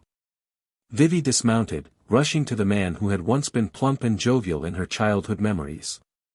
It's me, Vivi. Recognition dawned slowly on the old man's face. Princess. Is it truly you? Their reunion was bittersweet, Toto's joy at seeing Vivi alive tempered by the dire news he delivered. The rebel army, led by his son Koza, had departed Yuba 3 days earlier. The final oasis dried up, he explained, hands trembling with suppressed emotion. Without water, they couldn't maintain their position here. They've moved to Katoria, preparing for their final assault on Alyabarna. Vivi's face fell. Katoria? That's on the other side of the desert. I tried to stop them, Toto continued, tears tracking through the dust on his cheeks. Tried to tell Koza the king would never betray his people. But after years of suffering, words aren't enough. The people want action. And Crocodile has positioned himself as the savior, Nami concluded grimly. While secretly causing the very problems he claims to solve. Toto looked up sharply. Crocodile? What does he have to do with this? They explained the truth as Vivi had discovered it, how Baroque works, under Crocodile's leadership, had engineered the entire crisis. The old man's expression shifted from confusion to rage. That monster, he spat. Using our suffering for his own gain. We need to stop the rebellion before they attack Alyabarna, Vivi said. If I can speak to Koza directly. Luffy, who had been uncharacteristically quiet since their arrival, suddenly spoke. We're not going to Katoria. All eyes turned to him. What do you mean? Vivi demanded. The rebels are there. We have to convince them. Chasing the rebels won't work, Luffy interrupted, voice unusually firm. They'll just keep moving. We need to go straight to the source. Alyabarna? Sanji guessed. No. Rain Base. Crocodile's headquarters, Vivi realized. You want to confront him directly. Luffy nodded, his expression set in the determined lines that appeared when his mind was absolutely made up. We beat Crocodile, we end this. No more chasing rebels or arguing about who's lying. We take out the real problem. There was wisdom in his straightforward approach, Nami realized. They had been reacting to Crocodile's machinations, always one step behind. Taking the fight directly to him would change the dynamic. Rain Base is closer than Katoria, she noted, consulting their map. We could reach it by tomorrow if we push hard. After brief debate, they agreed on Luffy's plan. Toto, despite his frail condition, insisted on helping, providing them with supplies and, most precious of all, a small canteen of pure water he'd managed to extract from the deepest part of his well. Water still exists below Yuba, he told them, pressing the canteen into Luffy's hands. No matter how many sandstorms Crocodile sends, he cannot destroy what Alabasta truly is. Remember that when you face him. They departed Yuba as the sun reached its zenith, heading northwest toward Rain Base. Despite exhaustion from their night journey, a new determination energized their group. No longer running from confrontation, they were moving purposefully toward it. You surprised me back there, Nami told Luffy as they rode. The strategic thinking, I mean. He tilted his head. It wasn't strategy. Just common sense. Why chase when you can go straight for the boss? That's, actually strategy, Luffy. Really? He looked pleased. Cool. I'm getting smarter hanging around you. She laughed. I think you've always been smarter than people give you credit for. Just in your own way. My Luffy way, he agreed cheerfully. The journey to Rain Base proved less arduous than their previous desert travel. The terrain gradually improved, ancient trade routes becoming visible beneath the sand, making for easier passage. They encountered no more Baroque works agents, either a stroke of luck or, more concerning, evidence that Crocodile wanted them to reach their destination. It feels too easy, Zoro commented as Rain Base appeared on the horizon late the following day. Like we're being allowed to approach. Definitely a trap, Usopp agreed nervously. Luffy shrugged. So. We know it's a trap. That means it's not really a trap anymore, right? His peculiar logic made a certain sense. Expecting an ambush removed its primary advantage, surprise. Rain Base rose from the desert like a fever dream, a gambling metropolis built around the headquarters of Baroque works, its architecture a bizarre blend of traditional Alabastan design and gaudy excess. At its center stood Rain Dinners, Crocodile's casino, its pyramid structure topped with a massive golden crocodile statue that gleamed obscenely in the desert sun. They established a temporary camp outside the city limits, preparing for their confrontation. The ducks, exhausted from the journey, would remain behind, they'd be entering Rain Base on foot. We need a plan, Nami insisted as they gathered for a final strategy session. We can't just walk into Rain Dinners and challenge Crocodile. Why not? Luffy asked. Because it's suicide, she replied flatly. His entire organization is headquartered there, plus he's a Logia type who can turn into sand at will. We need advantages. Water, Vivi suggested. Water solidifies his sand form, making him vulnerable. Chopper nodded. That's why he's created the drought, not just to destabilize the kingdom, but to remove his main weakness from the environment. Toto's water, Luffy remembered, patting the small canteen secured to his belt. We can use this. It's not much, Nami cautioned. We need more. They devised a multi-stage approach. First, reconnaissance of Rain Dinners to identify entrances and security. Second, creation of water-based weapons using Nami's climate tech to generate precipitation. And finally, a direct confrontation with Crocodile while minimizing civilian casualties. Remember, the people of Rain Base think Crocodile is their savior, Vivi emphasized. We can't endanger them in our fight. With roles assigned, they entered Rain Base as the sun began to set. The city came alive at night, casino lights blazing across the desert darkness, music and laughter spilling from open doorways. The contrast with the suffering they'd witnessed in Yuba was sickening. All this luxury while the rest of the country starves, Sanji muttered, disgust evident in his voice. They separated into teams to avoid drawing attention.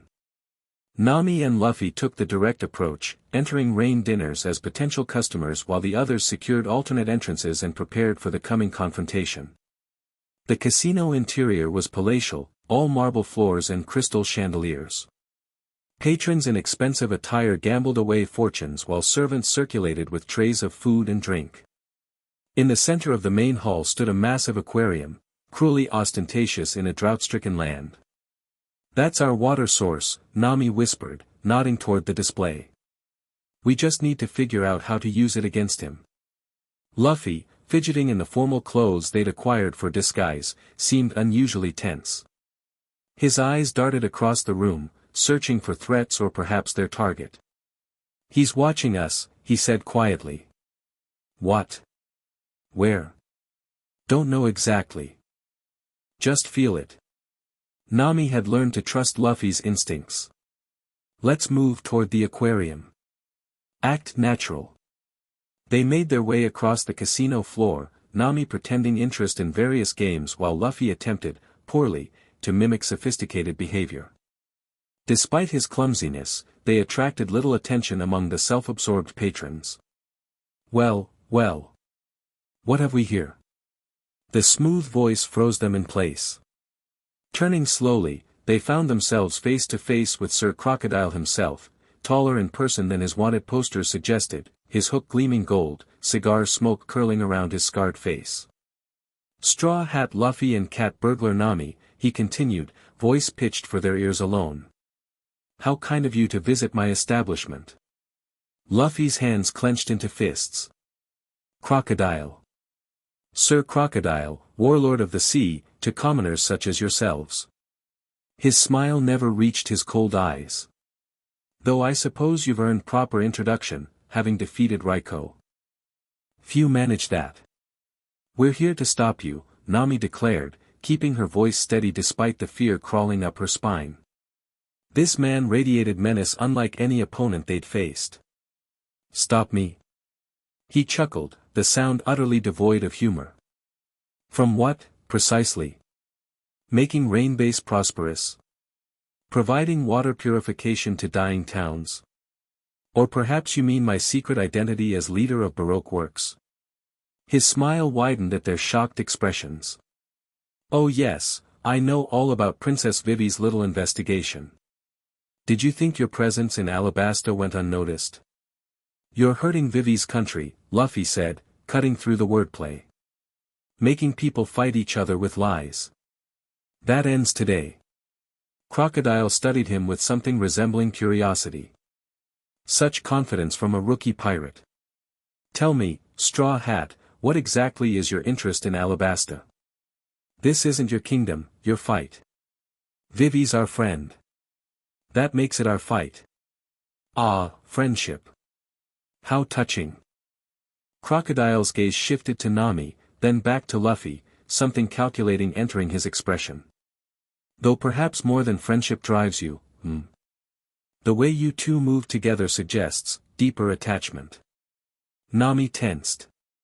How had he noticed so quickly what they'd barely acknowledged publicly themselves? My sources have been quite thorough about your crew, Crocodile continued. The swordsman with ambition, the cowardly sniper, the love-struck cook, the reindeer doctor, and the captain in love with his navigator. How charmingly pathetic. Luffy showed no reaction to the taunt, but Nami felt him shift subtly closer to her, protective rather than defensive. Your point? She challenged, refusing to be intimidated. Merely an observation. Crocodile exhaled cigar smoke lazily.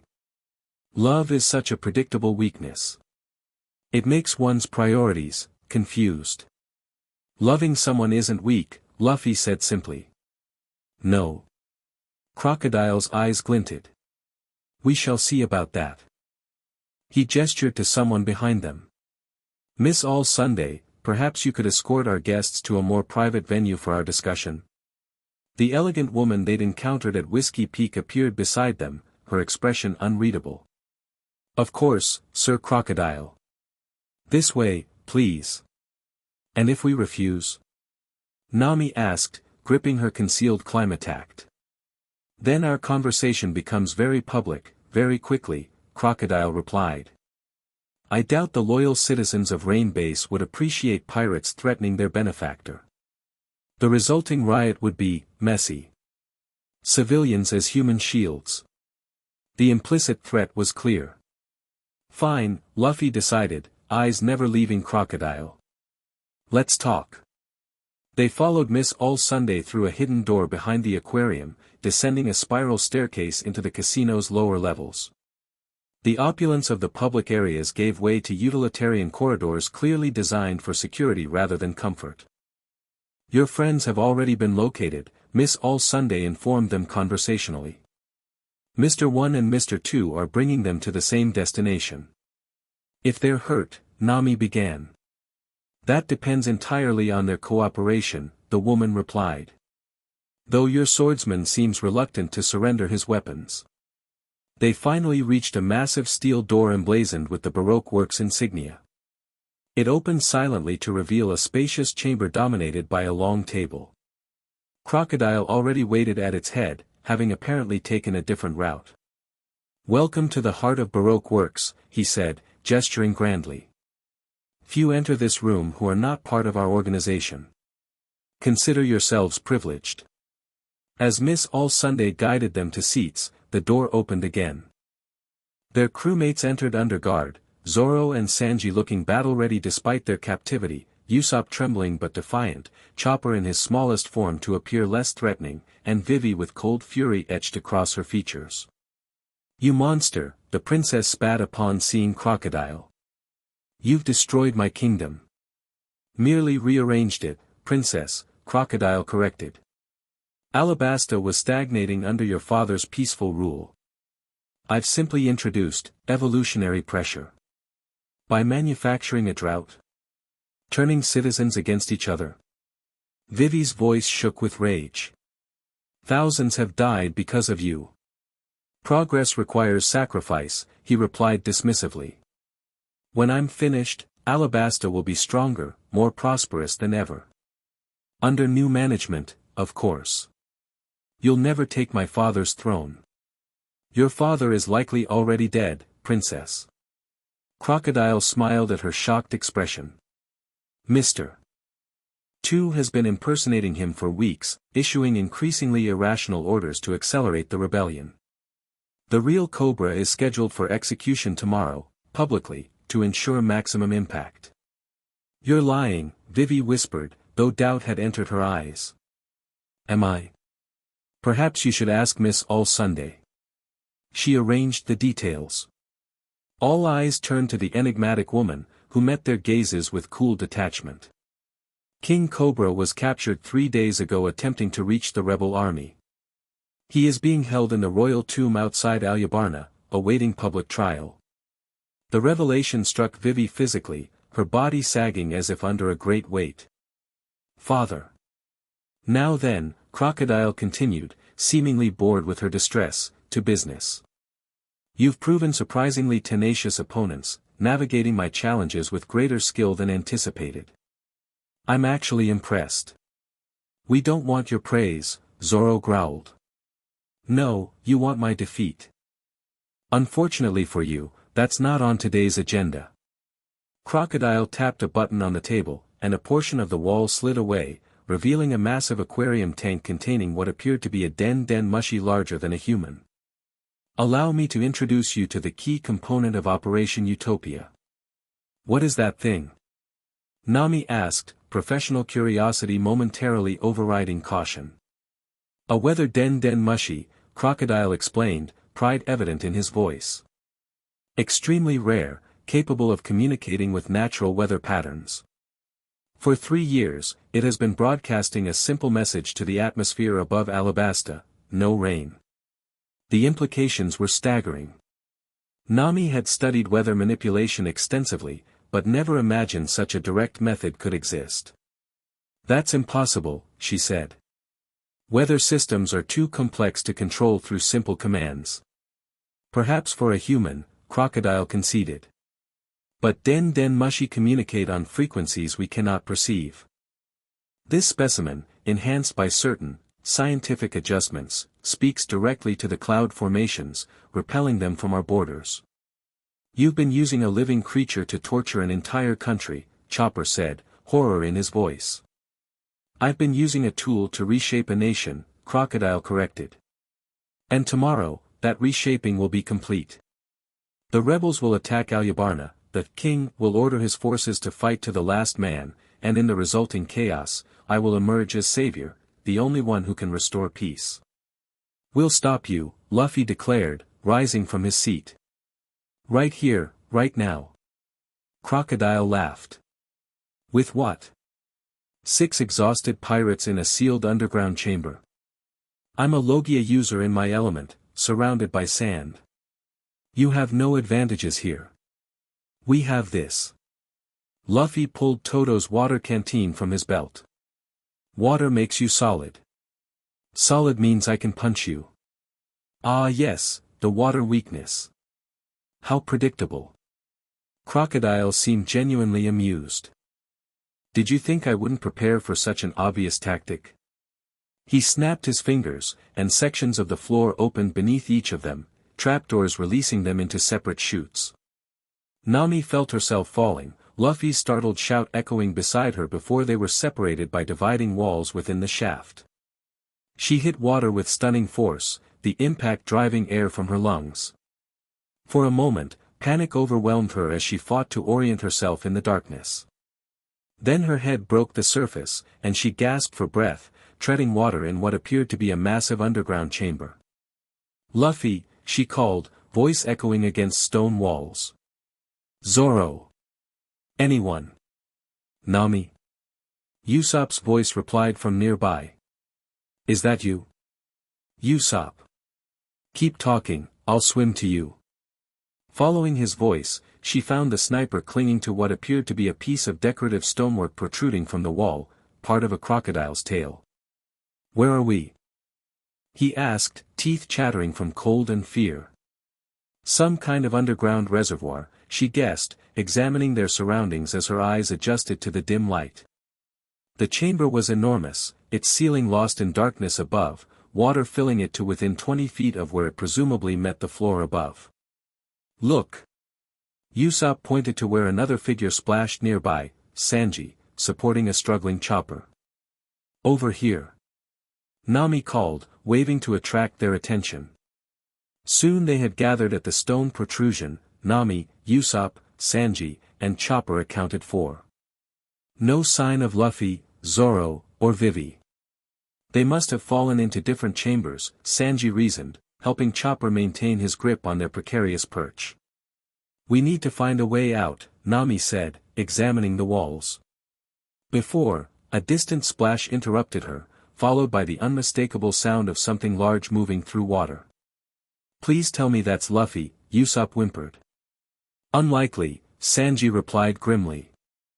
"Something's hunting in here." The water rippled as whatever approached accelerated. Nami's mind raced, calculating their options. The walls were too smooth to climb, the ceiling too high to reach. They were trapped in the water with an unknown predator. "Sanji, your underwater kick techniques," she said urgently. "Could you fight something off?" "Depends what it is," the cook replied. "But you'd need to get Chopper to safety first. He can't swim at all with his devil fruit." The ripples converged toward their position, the creature now moving with purposeful directness. "There." Usopp pointed to where a dark shape materialized beneath the surface, massive and serpentine. "Bananawani," Sanji identified it. "Crocodile's pet predators. Half banana, half crocodile, all teeth." The creature surfaced 20 yards away, its bizarre banana-shaped protrusion extending from its reptilian head. Despite the absurd appearance, there was nothing comical about the rows of dagger-like teeth visible in its partially open jaws. "Ideas?" Usopp squeaked. "Anyone? Please." Nami's hand found her climatact, still secured to her thigh beneath her clothes. "If I can generate enough electrical charge in the water." "You'd shock us too," Sanji pointed out. "Not if we're not in the water when it happens." Her eyes darted to a decorative ledge several feet above them. "We need to get up there, all of us." The Bananawani began circling, assessing its prey with predatory patience. They had minutes at most before it attacked.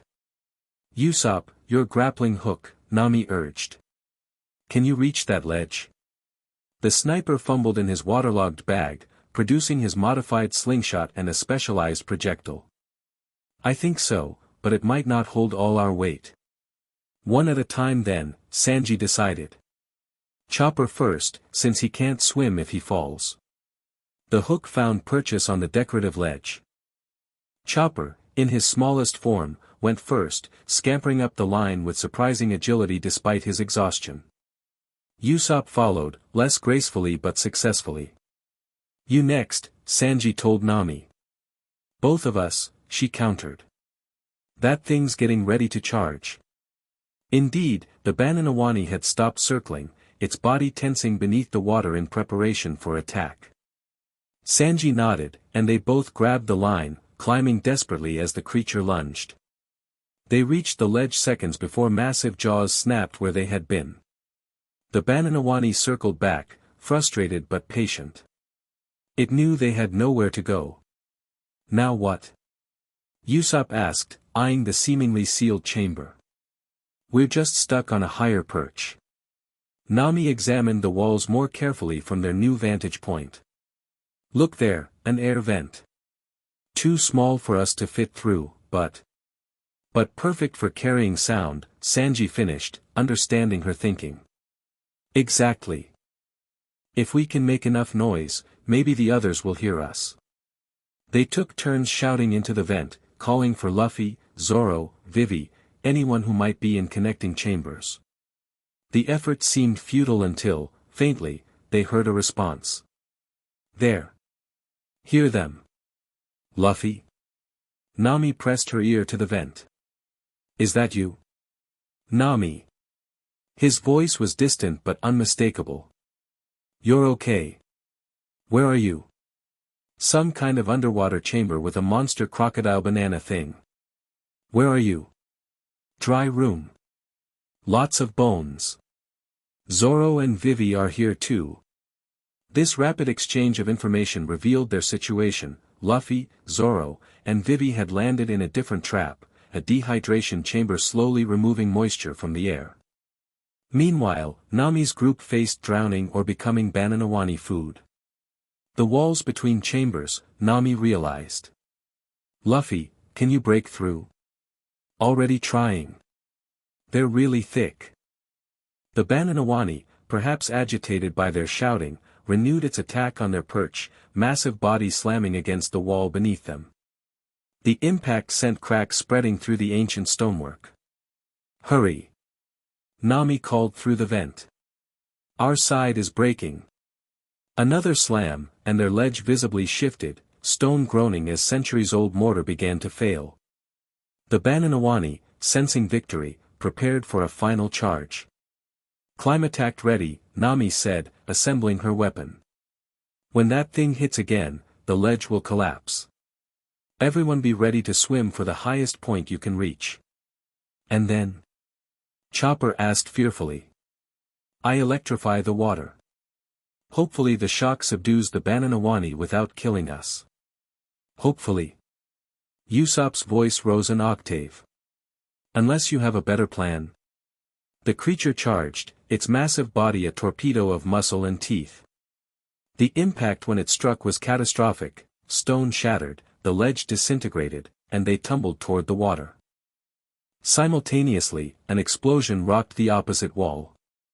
Debris erupted outward, and through the dust and falling stone came a familiar stretching arm, followed by the rest of Luffy, rocketing into the chamber. I'm coming, he shouted, his momentum carrying him directly into the leaping Bananawani. They collided mid-air, Luffy's fist connecting with the creature's jaw with bone-crushing force. The impact sent the Bananawani spinning away, momentarily stunned. Nami hit the water, immediately swimming toward the newly created hole in the wall. Behind her, Sanji helped Chopper while Usopp flailed wildly toward escape. Go! Luffy shouted, engaging the recovering Bananawani. I'll handle this overgrown banana. Through the hole they found Zoro and Vivi waiting in a chamber that, as described, contained nothing but dry sand and bones, previous victims of crocodiles' traps. Where's Luffy? Vivi asked as they emerged, dripping and gasping. A tremendous crash answered her question as Luffy burst through the opening, the defeated Bananawani's body following limply behind him. That was fun, he declared, dusting himself off. Where's Crocodile? Gone, obviously, Zoro replied dryly. Along with that woman, Miss All Sunday. We need to get out of here, Nami said, wringing water from her hair. Find a way back to the surface. Already on it, Zoro replied, pointing to where he'd been systematically testing the walls for weak points. This section sounds different. Might lead somewhere. With Luffy's strength and Zoro's swords, they breached the wall, revealing a narrow maintenance passage beyond. The passage sloped upward, a promising sign, and contained service ladders clearly meant for Baroque Works operatives to access the trapped chambers for cleaning or disposal. They plan to leave us down there to die, Vivi realized, horror in her voice. Either from dehydration or as food for that creature. Crocodiles efficient, Nami said grimly. No evidence, no witnesses. They climbed the service ladders, emerging finally in what appeared to be a storage area within Rain Dinners. From there, navigation became simpler, following exit signs until they reached a service entrance at the casino's rear. Outside, night had fallen completely. Rain Dinners continued its garish operations, oblivious to the life-or-death struggle that had occurred beneath its foundations. The contrast was surreal. "What now?" Usopp asked, voicing the question on everyone's mind. "Crocodile knows we're here. He'll be expecting another attack." "We don't have time for elaborate plans," Vivi said, desperation edging her voice. "If what Miss All Sunday said is true, my father is being held at the royal tomb, scheduled for execution tomorrow. The rebel army is advancing on Alyabarna. Everything's falling apart." Luffy placed a hand on her shoulder. "We'll split up." "What?" Nami looked at him sharply. "Vivi needs to warn the rebels. Someone has to rescue her dad. And someone has to stop Crocodile." He made it sound simple, logical. "So we split up." "That's actually a good strategy," Zoro admitted, surprised. "3 teams," Luffy continued. "Vivi, Chopper, and Usopp go to the rebels. Try to stop the attack." "And me?" Usopp stammered. "Why not you or Zoro?" "Because you're good at telling stories," Luffy replied. "If anyone can convince them Crocodile's lying, it's you." The unexpected vote of confidence silenced Usopp's objections. "Zoro and Sanji rescue the king," Luffy continued. "You guys work good together even though you pretend to hate each other." Both men started to protest, then stopped, recognizing the truth in his assessment. "And you?" Nami asked, already knowing the answer. Luffy's expression hardened. "I'm going after Crocodile. Finishing this." "Not alone," she said firmly. "Nami, don't even try to argue.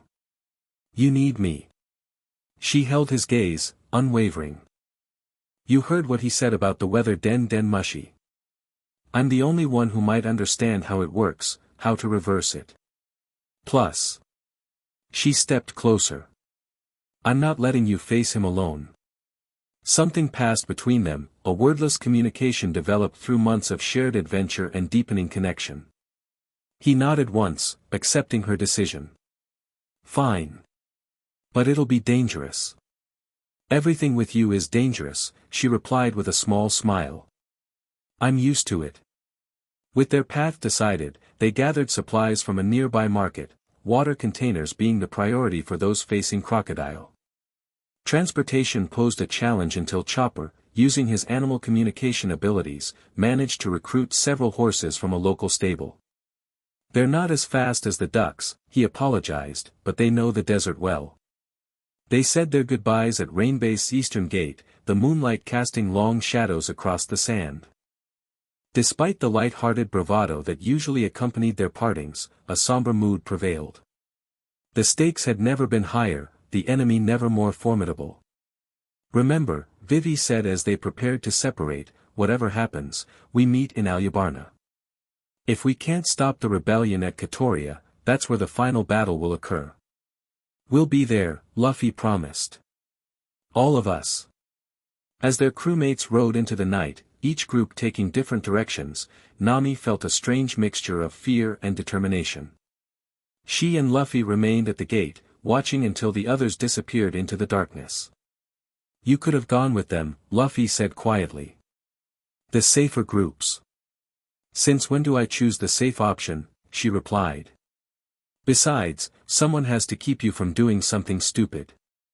His laugh was soft but genuine. "Yeah, I guess so." They mounted their own horses, heading back toward Rain Dinners. Unlike the others, their target hadn't moved.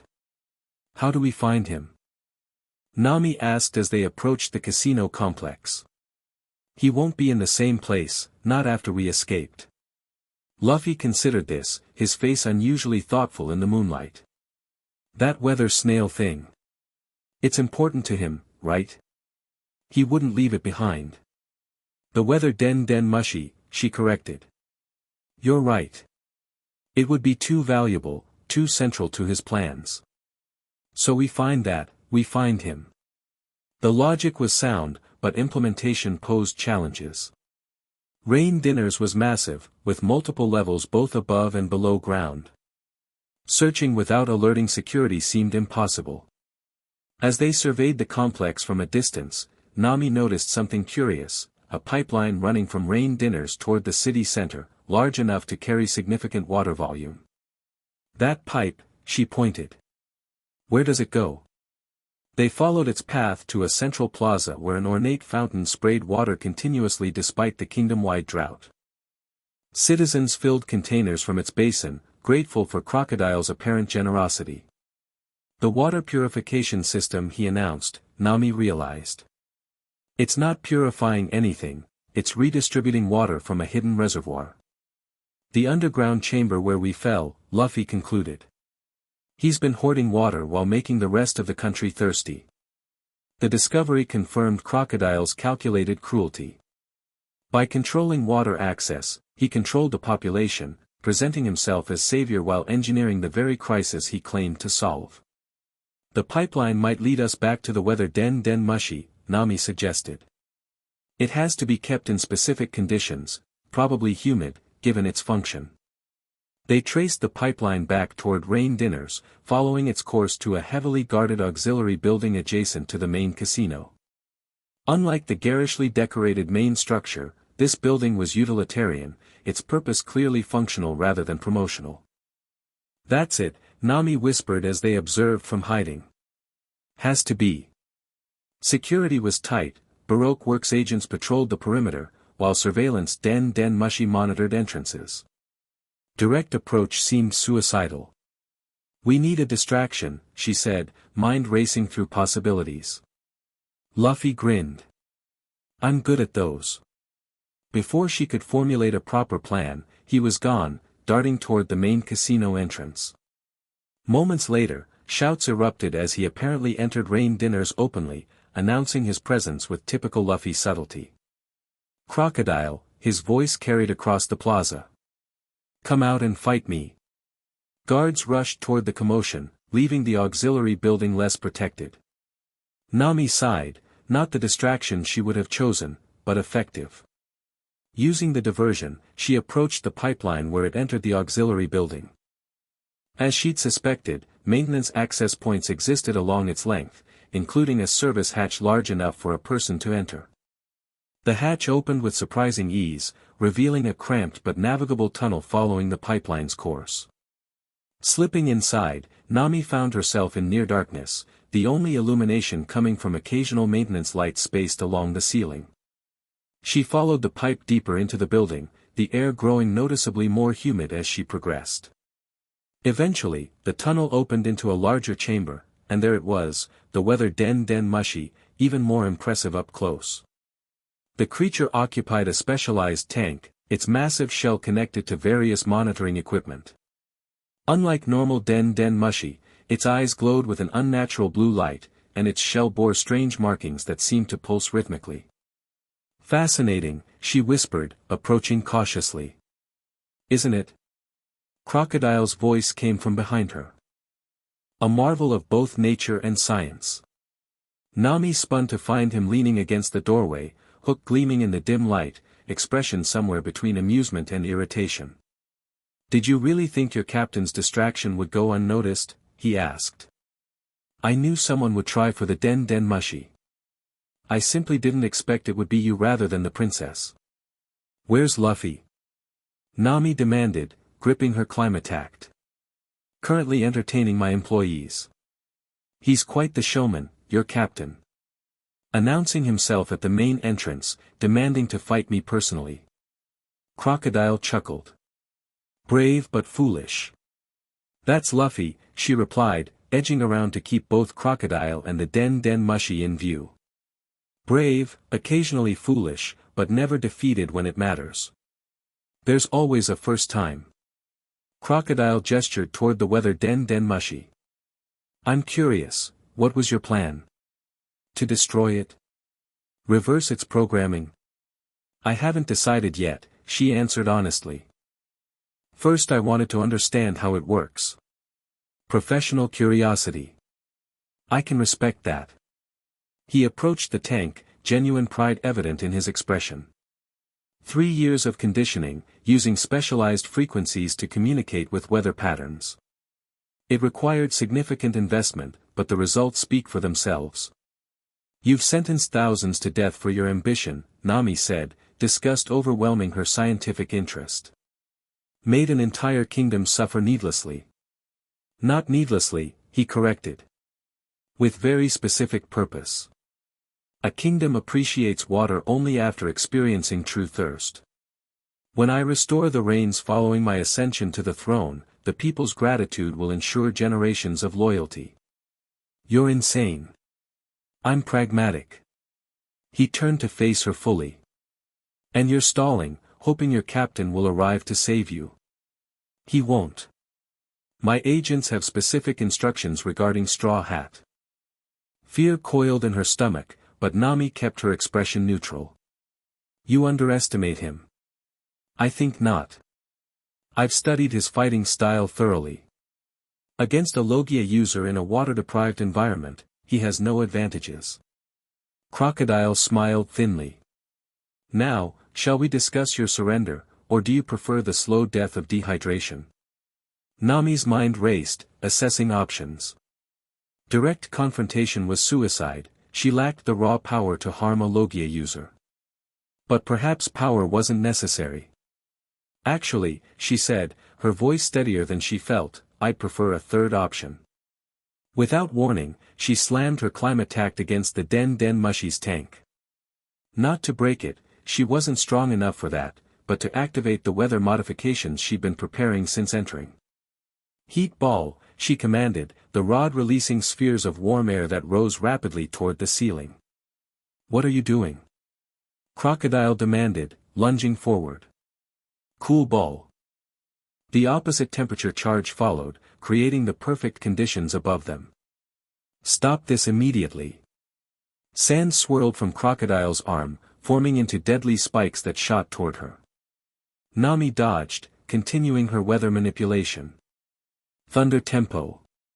The competing temperature fronts collided above the chamber, creating precisely what the Desert Kingdom had lacked for 3 years, rain. Water condensed from the humid air around the Den Mushi, forming a localized downpour directly above them. Crocodile howled as the water struck his partially transformed body, solidifying the sand into mud that dropped uselessly to the floor. You little, the door exploded inward, interrupting his curse. Luffy stood in the opening, breathing hard, clothes torn but eyes blazing with determination. Found you, he said, gaze locking on Crocodile. The warlord snarled, trying to reform his sand body despite the continuing rainfall Nami had created. Persistent vermin. Nami, you okay? Luffy asked, not taking his eyes off their enemy. Better than him, she replied, indicating Crocodile's increasingly muddy form. Water works. He can't transform completely. Understanding lit Luffy's face. He charged forward, fist stretched back for his signature attack. Gum Gum Pistol. The punch connected solidly with Crocodile's jaw, sending him staggering back against the Den Mushi's tank. For perhaps the first time in years, the warlord experienced actual physical pain, his Logia defense neutralized by Nami's artificial rain. Impossible, he spat, blood trickling from his split lip. Told you, Nami said, unable to suppress a smile despite the danger. He never loses when it matters. Crocodile recovered quickly, experience compensating for his compromised powers. Even partially solidified, he remained dangerous, his hook slashing with lethal precision, forcing Luffy into defensive maneuvers. You've impressed me, Crocodile admitted as they fought. Few have ever landed a solid hit on me. But this minor setback changes nothing. He reached for a concealed lever on the wall. When he pulled it, the floor beneath Nami suddenly gave way, dropping her into darkness before she could even scream. Nami! Luffy's horrified shout was the last thing she heard before impact. She hit water again, apparently falling into another section of the underground reservoir system. Unlike before, this chamber was smaller, the water level higher, leaving barely a foot of air space at the top. Gasping, she treaded water, trying to orient herself in the near-total darkness. The ceiling appeared seamless, offering no obvious exit. Worse, the water level was visibly rising, the chamber filling completely. No, no, no, she muttered, searching desperately for any escape route. Her fingers found only smooth stone, no handholds or openings. Above, she could hear the muffled sounds of battle continuing, Luffy versus Crocodile, rubber against sand, determination against experience. The fight had clearly moved beyond the weather den mushy chamber, their impacts shaking dust from the ceiling of her prison. The water rose inexorably. Soon she was pressed against the ceiling, tilting her head back to keep her nose and mouth in the shrinking air pocket. Minutes remained at most before complete submersion. In that moment of impending doom, Nami found herself strangely calm. Not resigned, never that, but clear-headed, analyzing her situation with the same precision she brought to navigation challenges. The chamber must connect to the broader reservoir system. Water flowed in, so it must flow out somewhere. If she could find that connection. Taking a deep breath, she dove, swimming along the bottom, hands searching methodically for any irregularity. The darkness was absolute, forcing her to rely entirely on touch. There, a slight current against her fingertips. She followed it to a small grate set into the lowest part of the floor. The opening was modest, perhaps 2 feet square, but large enough for a person if the grate could be removed. Surfacing for a final breath, Nami dove again, this time with her climatact assembled. Using the staff as a lever, she worked at the grate, muscles straining against centuries of accumulated sediment that had sealed it in place. It refused to budge. Her lungs began to burn as precious seconds ticked away. Soon she would have no air pocket to return to, no chance for another attempt.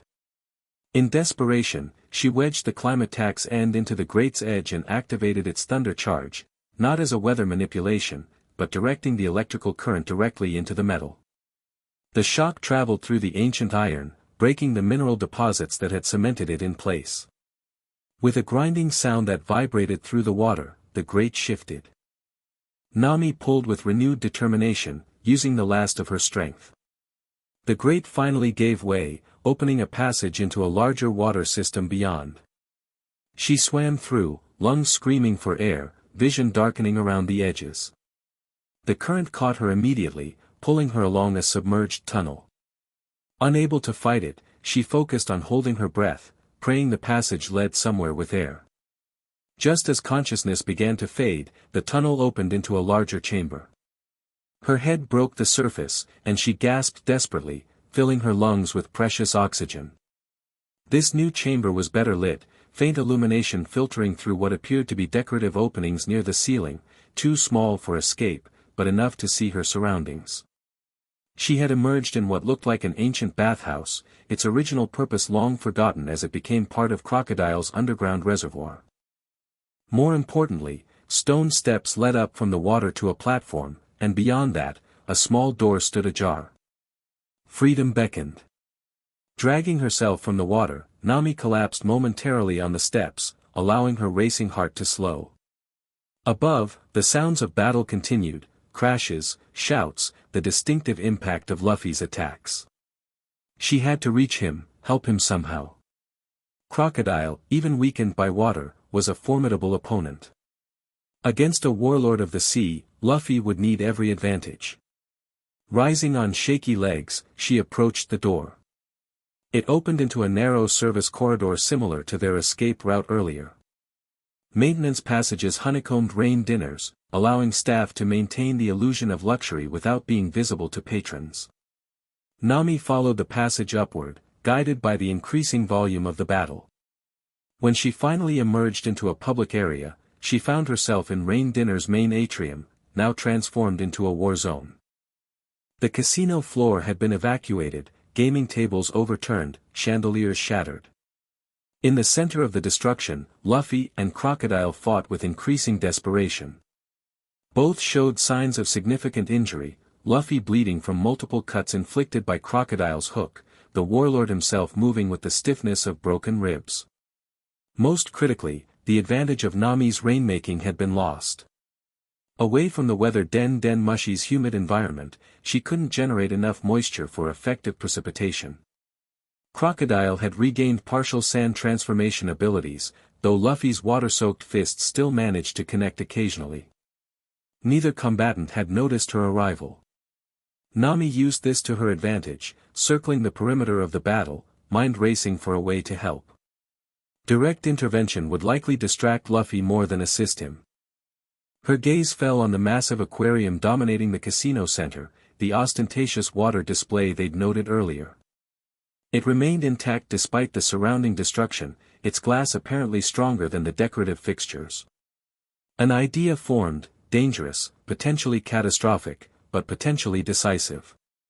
Nami worked her way behind the aquarium, locating its support structure and maintenance access panel. Inside, complex pumping systems regulated water flow and filtration. "Please work," she whispered, adjusting her climate tack to its highest electrical output. In the atrium, Luffy landed another solid hit, sending Crocodile crashing into a craps table. The warlord rose, fury evident in every line of his body. "Enough games," he snarled, removing his hook with a twist.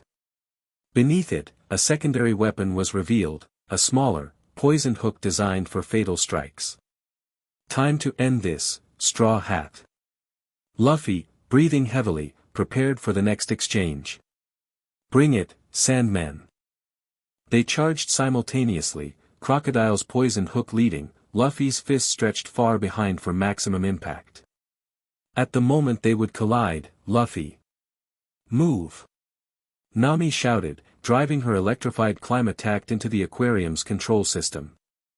Electricity surged through the mechanisms. Glass designed to withstand pressure but not explosive force shattered outward, releasing thousands of gallons of water in a devastating wave across the casino floor. Luffy, responding to Nami's warning with instinctive trust, launched himself upward, grabbing a hanging light fixture. Crocodile, mid-attack and focused on his opponent, had no chance to avoid the deluge. The wave struck him with physical force, the water itself an enemy more fundamental than any human opponent. His partially transformed body solidified instantly, sand becoming flesh vulnerable to both drowning and injury. Luffy, seeing his opportunity, released the light fixture, diving toward the floundering warlord. Gum gum. He twisted in mid-air, body coiling like a spring, storing energy for the decisive strike. Storm. Fists rained down faster than the eye could track, each impact finding solid flesh where previously there had been only dispersing sand. The barrage continued relentlessly, driving Crocodile deeper into the flood covering the casino floor. When Luffy finally stopped, breathing hard, his opponent lay motionless in the shallow water, defeated, unconscious, but alive. The great warlord of the sea, Sir Crocodile, had fallen. Luffy. Nami rushed forward, splashing through water that reached her knees. He turned, face lighting with relief and joy. "Nami. You're okay." "Of course I am," she replied, attempting nonchalance despite her near drowning. "It takes more than a trap door to stop me." He crossed the distance between them in an instant, wrapping her in a crushing embrace that lifted her clear off her feet. "I thought, when you fell. I couldn't." The incomplete sentences conveyed more than eloquence ever could. Nami returned the embrace, feeling his heart hammering against her chest, proof they were both alive, both whole. "We did it," she said softly. "We actually defeated a warlord of the sea." Luffy set her down gently, looking back at Crocodile's unconscious form. "Yeah. We did. The weather Den Mushi is safe," came a voice from the casino entrance. "Or rather, it will be once properly relocated." They turned to find Miss All Sunday watching them, her expression unreadable as always. Rather than attacking, she approached Crocodile's fallen form, nudging him with her foot as if confirming his defeat. "Impressive," she commented. "Few have ever seen Sir Crocodile in this state." You're next. Luffy asked, positioning himself protectively beside Nami. To their surprise, Miss All Sunday laughed, a genuine sound with no malice. No. My association with Baroque works ends with his defeat. Why? Nami asked suspiciously. You're his partner. Partner implies equality. I was merely using his organization for my own purposes. She studied them thoughtfully. You've done me a favor, actually. Crocodile had outlived his usefulness. The weather den mushy, Nami pressed. What did you mean, relocated? It's already being transported to the palace in Alyabarna, along with instructions for reversing its conditioning. Miss All Sunday smiled at their shocked expressions. The drought ends tonight, navigator. Consider it my thanks for removing a piece from the board that had become problematic. Who are you really? Luffy asked, surprising both women with his perceptiveness. Someone pursuing truth, just as you pursue freedom. She turned to leave, pausing at the doorway. We'll meet again, Straw Hat. Perhaps under better circumstances. After she departed, they secured Crocodile with sea prism stone handcuffs found among his own equipment, ironic justice for the devil fruit user. The weather den mushy, as Miss All Sunday had indicated, was indeed gone from its chamber. Do you believe her? Nami asked as they prepared to depart rain dinners. About ending the drought? Luffy considered this, his expression unusually thoughtful. Yeah, I think so. Her eyes weren't lying eyes. Let's hope you're right. She glanced at the sky visible through the casino's shattered skylight. Vivi's kingdom deserves rain. They borrowed horses from Rain Dinner's own stables, leaving Crocodile tied prominently in the casino center with evidence of his crimes displayed for all to see, including the fake water purifiers that analysis would prove were actually making people slowly ill, creating dependence on his medicine.